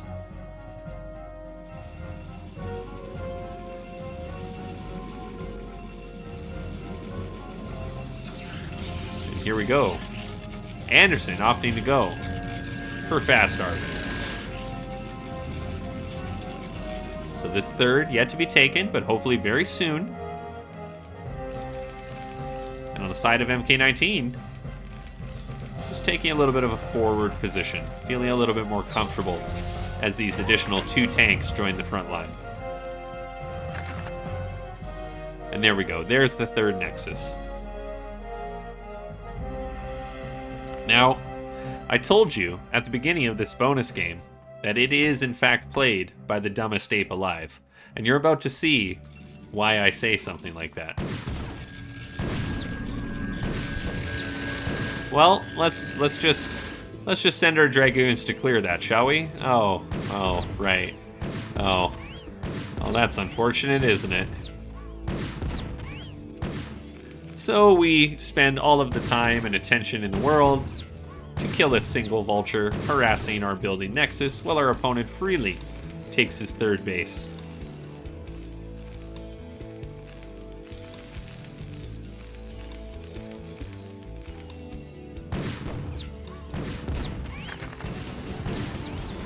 This is just something special, isn't it? This is just incredible. All of this panic from a single vulture. Amazing. MK19 doing a bit of a run by in the natural expansion there, but we're still fairly even on worker count.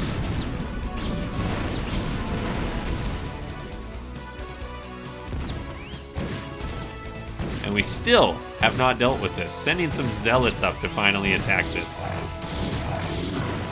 And we reclaim this base after the entirety of the shields were taken off a Nexus by a single vulture. What a legend. MK19, he is now on 4 factories, looking to add a 5th soon. And he's feeling comfortable, right? We've got upgrades a-spinning, 3 bases established. It's Terran time, baby.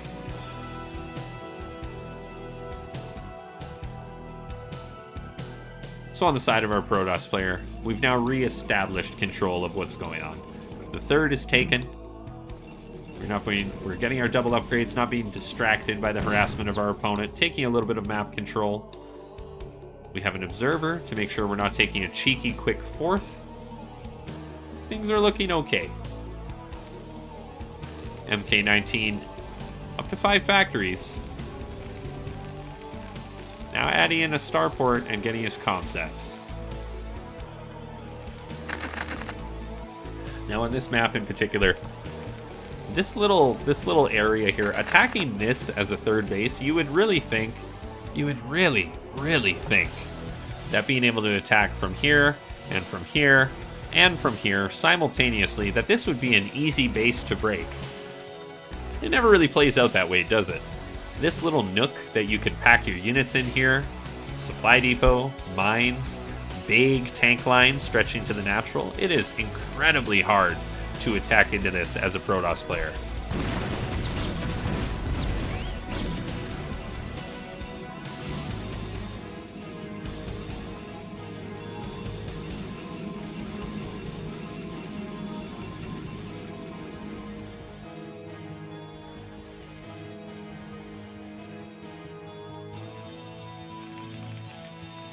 1, 2, 3, 4, 5, 6, 7, 8, 9, 10, 11, 12, 13, 14, 15 tanks on the side of MK19. We're getting up to a threatening and scary number of Terran forces. He continues to add on factories now, going up to 7. And here we go, the first initial engagement, the attempt to come and break this impenetrable base.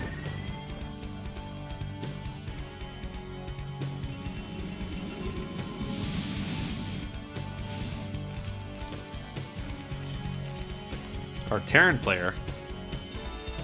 MK19 is not McTerran. I thought perhaps it might have been, but it is not.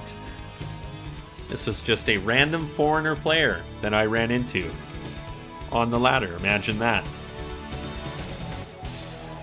So the first Arbiter is now out. And this is really developing into a large macro game. But we need to get a 4th base here on the side of our Protoss player, right? It's all well and good to have this army and to have this supply count advantage. But we're not utilizing it. MK19, he's getting a 4th base up practically for free. We still have this impenetrable tank count here. You cannot run an army into this without stasis or recall. And what are we going to do about this? We still do not have a 4th established. Blocked by mines everywhere we go.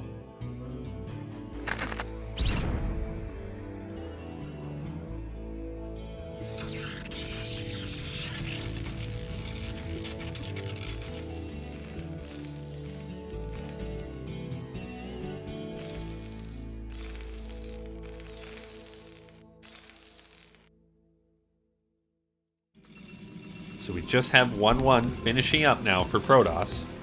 Terran's been on it for a decent amount of time, but unfortunately it looks like they did not spend the resources getting upgrades sooner. Just choosing to pump out as many units as possible on these factories, and you saw how fast their supply jumped, right? We were 30 supply up less than a minute ago, and now they're above us by a significant amount. So here we go. Protoss moving up. Only a single Arbiter stasis is available. And we're about to make a very bad decision here.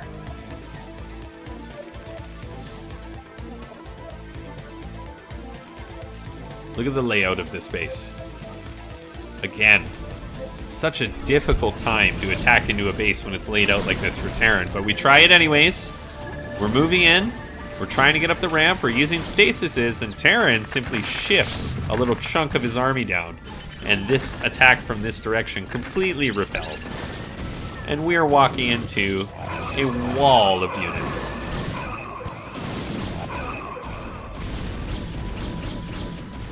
And for all you Terran players out there, this can be the way to play.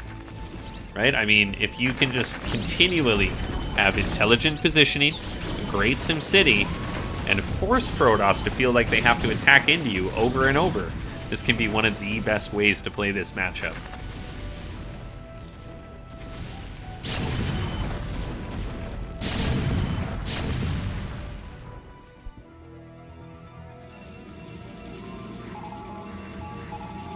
There we go, just checking the game state that he's in, right? I mean, MK19, he's looking. He just scanned top left, bottom right, and he's looking for bases. Right? After you repel an army like that and an attack like that, and you're looking for bases and you go, okay, he doesn't even have a second production area. He has no other gateway clumps. You are feeling amazing as Terran.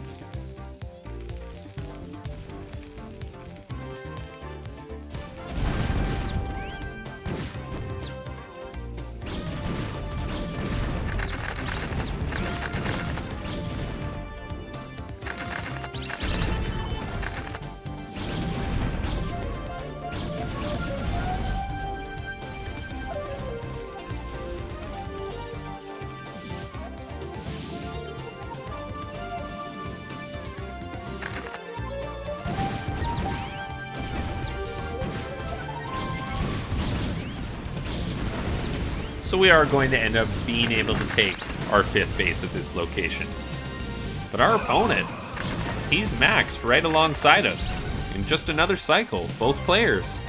We're now maxed, and Terran by far has the superior army, superior upgrades, and the tank count is just astronomical. How do you ever fight this?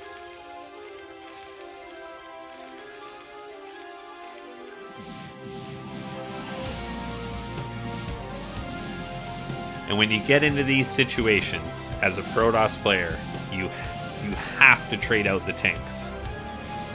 Your ideal goal, what you want to do is if you could trade your entire army for this section right here, with all this other stuff remaining here and here, do it. Right? If you could reduce the tank count this much and remax faster than him, it's worthwhile.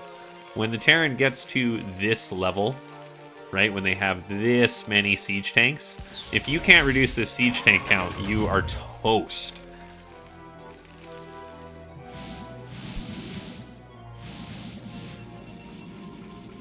So the 5th base being established. But again, we're in this maxed out scenario. Terran, 2-2's now completed. We're still a little bit of the ways off here for Protoss. Vile Tomato says, "Where's my Maelstrom?" I don't know if Maelstrom's the right spell for this situation here. I have a hard enough time getting Storm off against big siege tank clumps. I'm Arbiter Man through and through.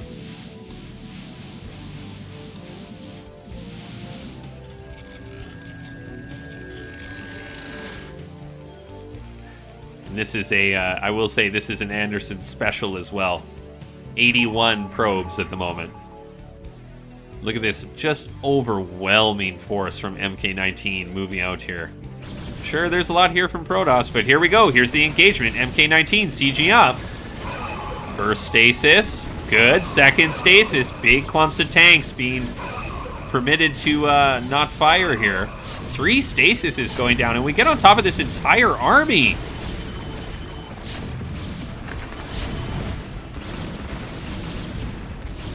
Isn't this just the worst feeling as a Terran player? This is what, like, your nightmares are made up of.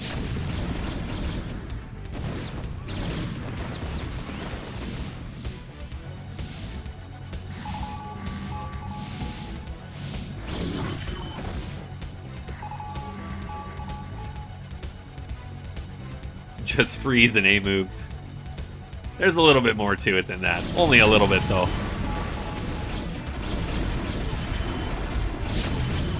Now, he does, as these siege tanks come out of stasis here, get some decent shots off, right? Some pretty big clumps do go down there, so we can't really continue this aggression here. Again, this is still so hard to break. We have more tanks available.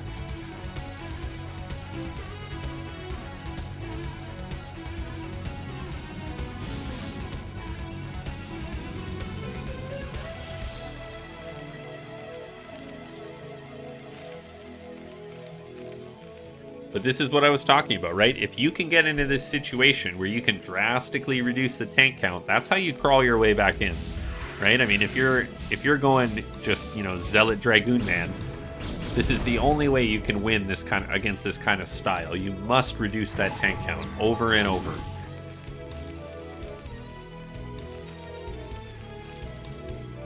Well, Mick, it looks like he heard you. He's taking his 3rd gas now. And you're right, he just has such a huge mineral bank. I mean, he's just starved here for gas. Rebuilding that tank count is going to be difficult.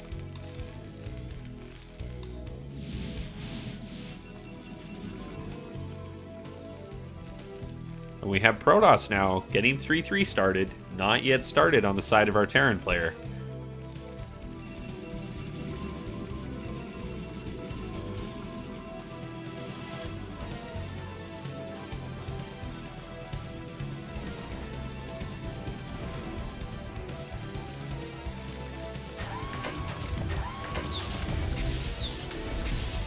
And we see the result, right? Now that you've whittled down that big siege tank count, and he was so gas starved after investing so much into that, look at how many more vultures are here now compared to siege tanks, right? Just a mass amount of vultures, because that's all we can build.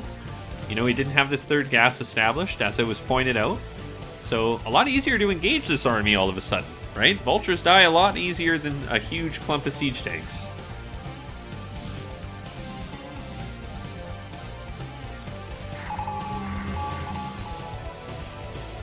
Scans the army, sees exactly what's going on. Here we go. Moving in once again, Protoss. Zealots get on top of these tanks in the front.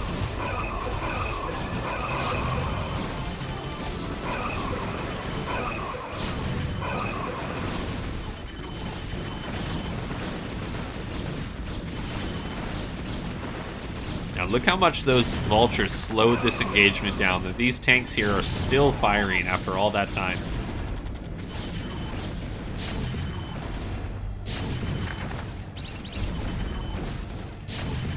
Incredible. MK19, after all of that, comes ahead in that fight and holds off the Protoss force.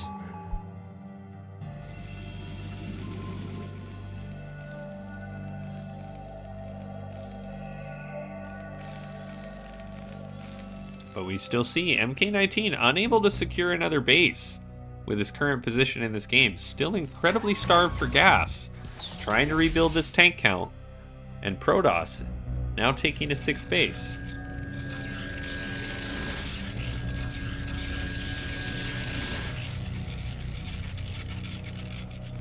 And there we go. The CC going down in the bottom right. MK19 realizing he is in dire need of more resources. His main is mined out, his natural. 1 patch, just mining out now. And there is nothing remaining at his 3rd. So effectively he's down to 1 base. Now, that being said, he's a huge mineral bank. So he's okay for now, but he must establish this next base. And pushing up here, looking to put on some pressure onto the 5th of Protoss. A nice little position here, tucked in the corner. But there's simply not enough here to repel this force and trade efficiently.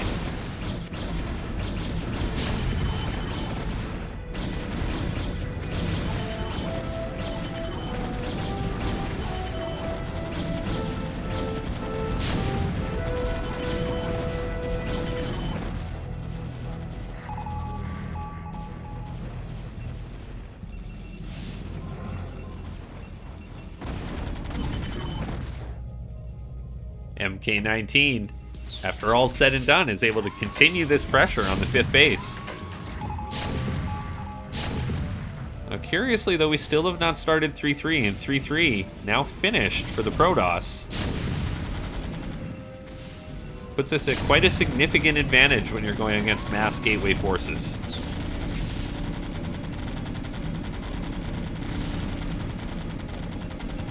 So this base being abandoned by Protoss, just realizing right now he does not have the forces to retake this area, especially in this little choke. It's okay though. The top left being taken, replacing this base, and it's a lot easier to defend from this position.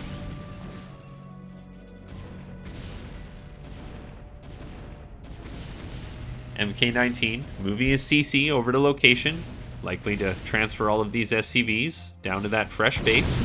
And he's secured a bit of map control, right?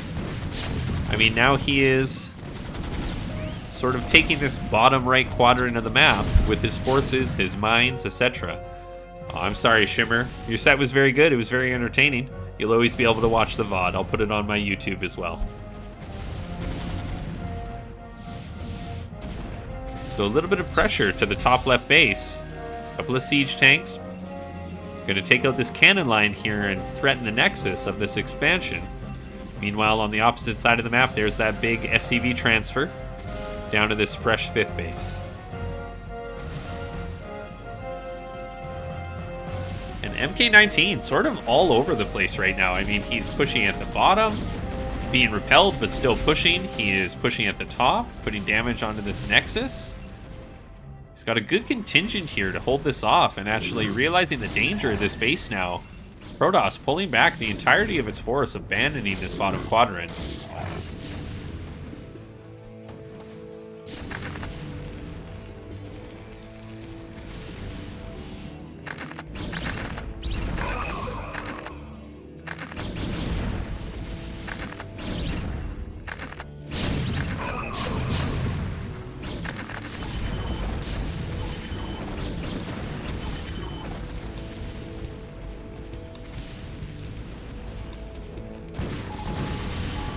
Protoss in a bit of trouble here. A stasis goes down, so these siege tanks are not going to be able to focus this down before we can get up here and deal with this. But we do take a lot of hull damage here on that Arbiter. And MK19, realizing that most of our force is tied up clearing this in the top left, is making a beeline for this base across the map. To establish a position here now would be dire.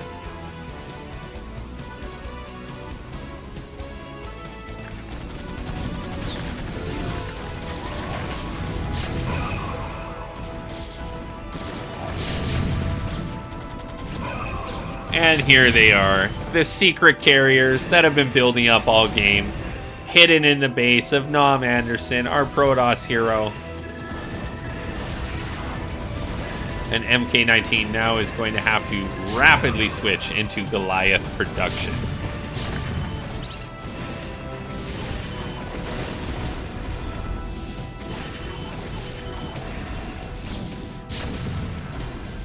And we see that's exactly what he does. Mass Goliaths are coming with a few additional siege tanks. So, I mean, MK19 is by no means dead, right? He still has a massive advantage as far as mineral bank. He's got a decent gas income, enough to support Goliath production.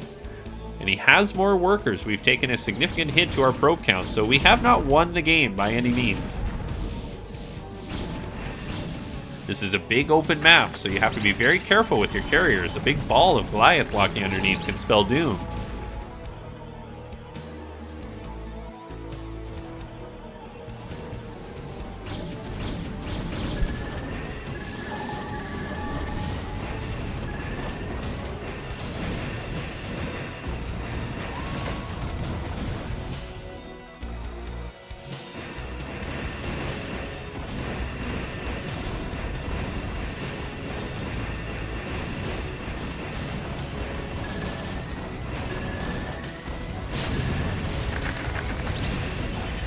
And this is why it's also so important when you're going carriers to still keep a little bit of ground unit production, right? I mean, you must still have something to prevent them from going mass Goliath.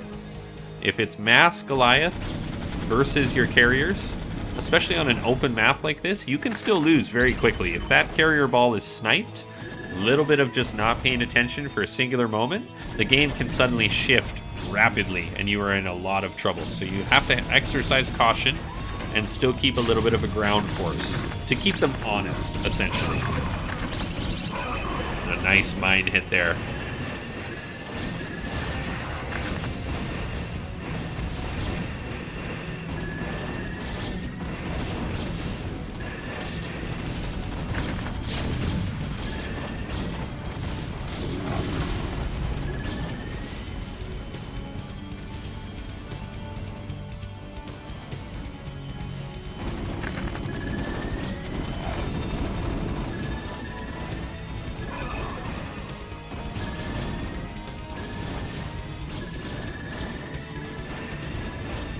Mick Tarrant says he's thinking about what he could have done. I mean, I think overall it was a very well-played game. I mean, MK19, he had all the right ideas.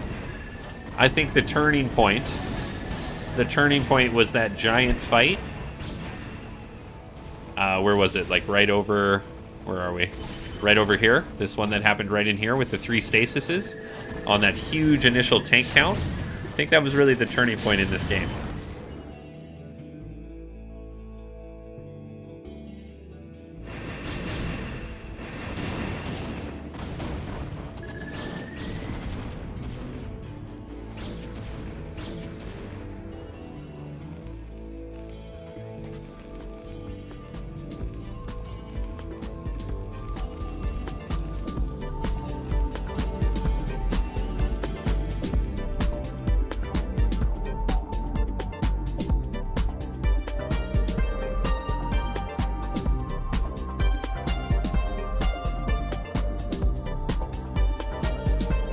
And once again, everyone, I'd like to thank you very much for joining us for today's cast of NSL6, Week 9, the LoveBoat vs. Apes per minute.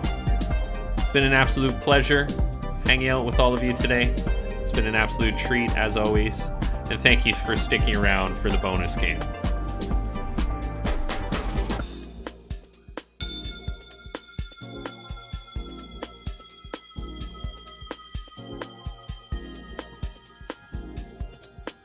Yeah, I thought this was a nice one to put at the end. It was very enjoyable.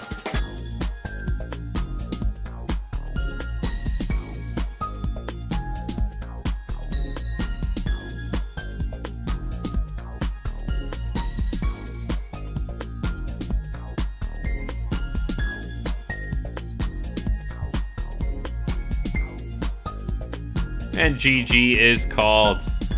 Thank you very much, everyone. I love you all. have yourselves a wonderful evening. We're going to take a quick ad break, and then we are going to raid another StarCraft streamer. We'll be right back.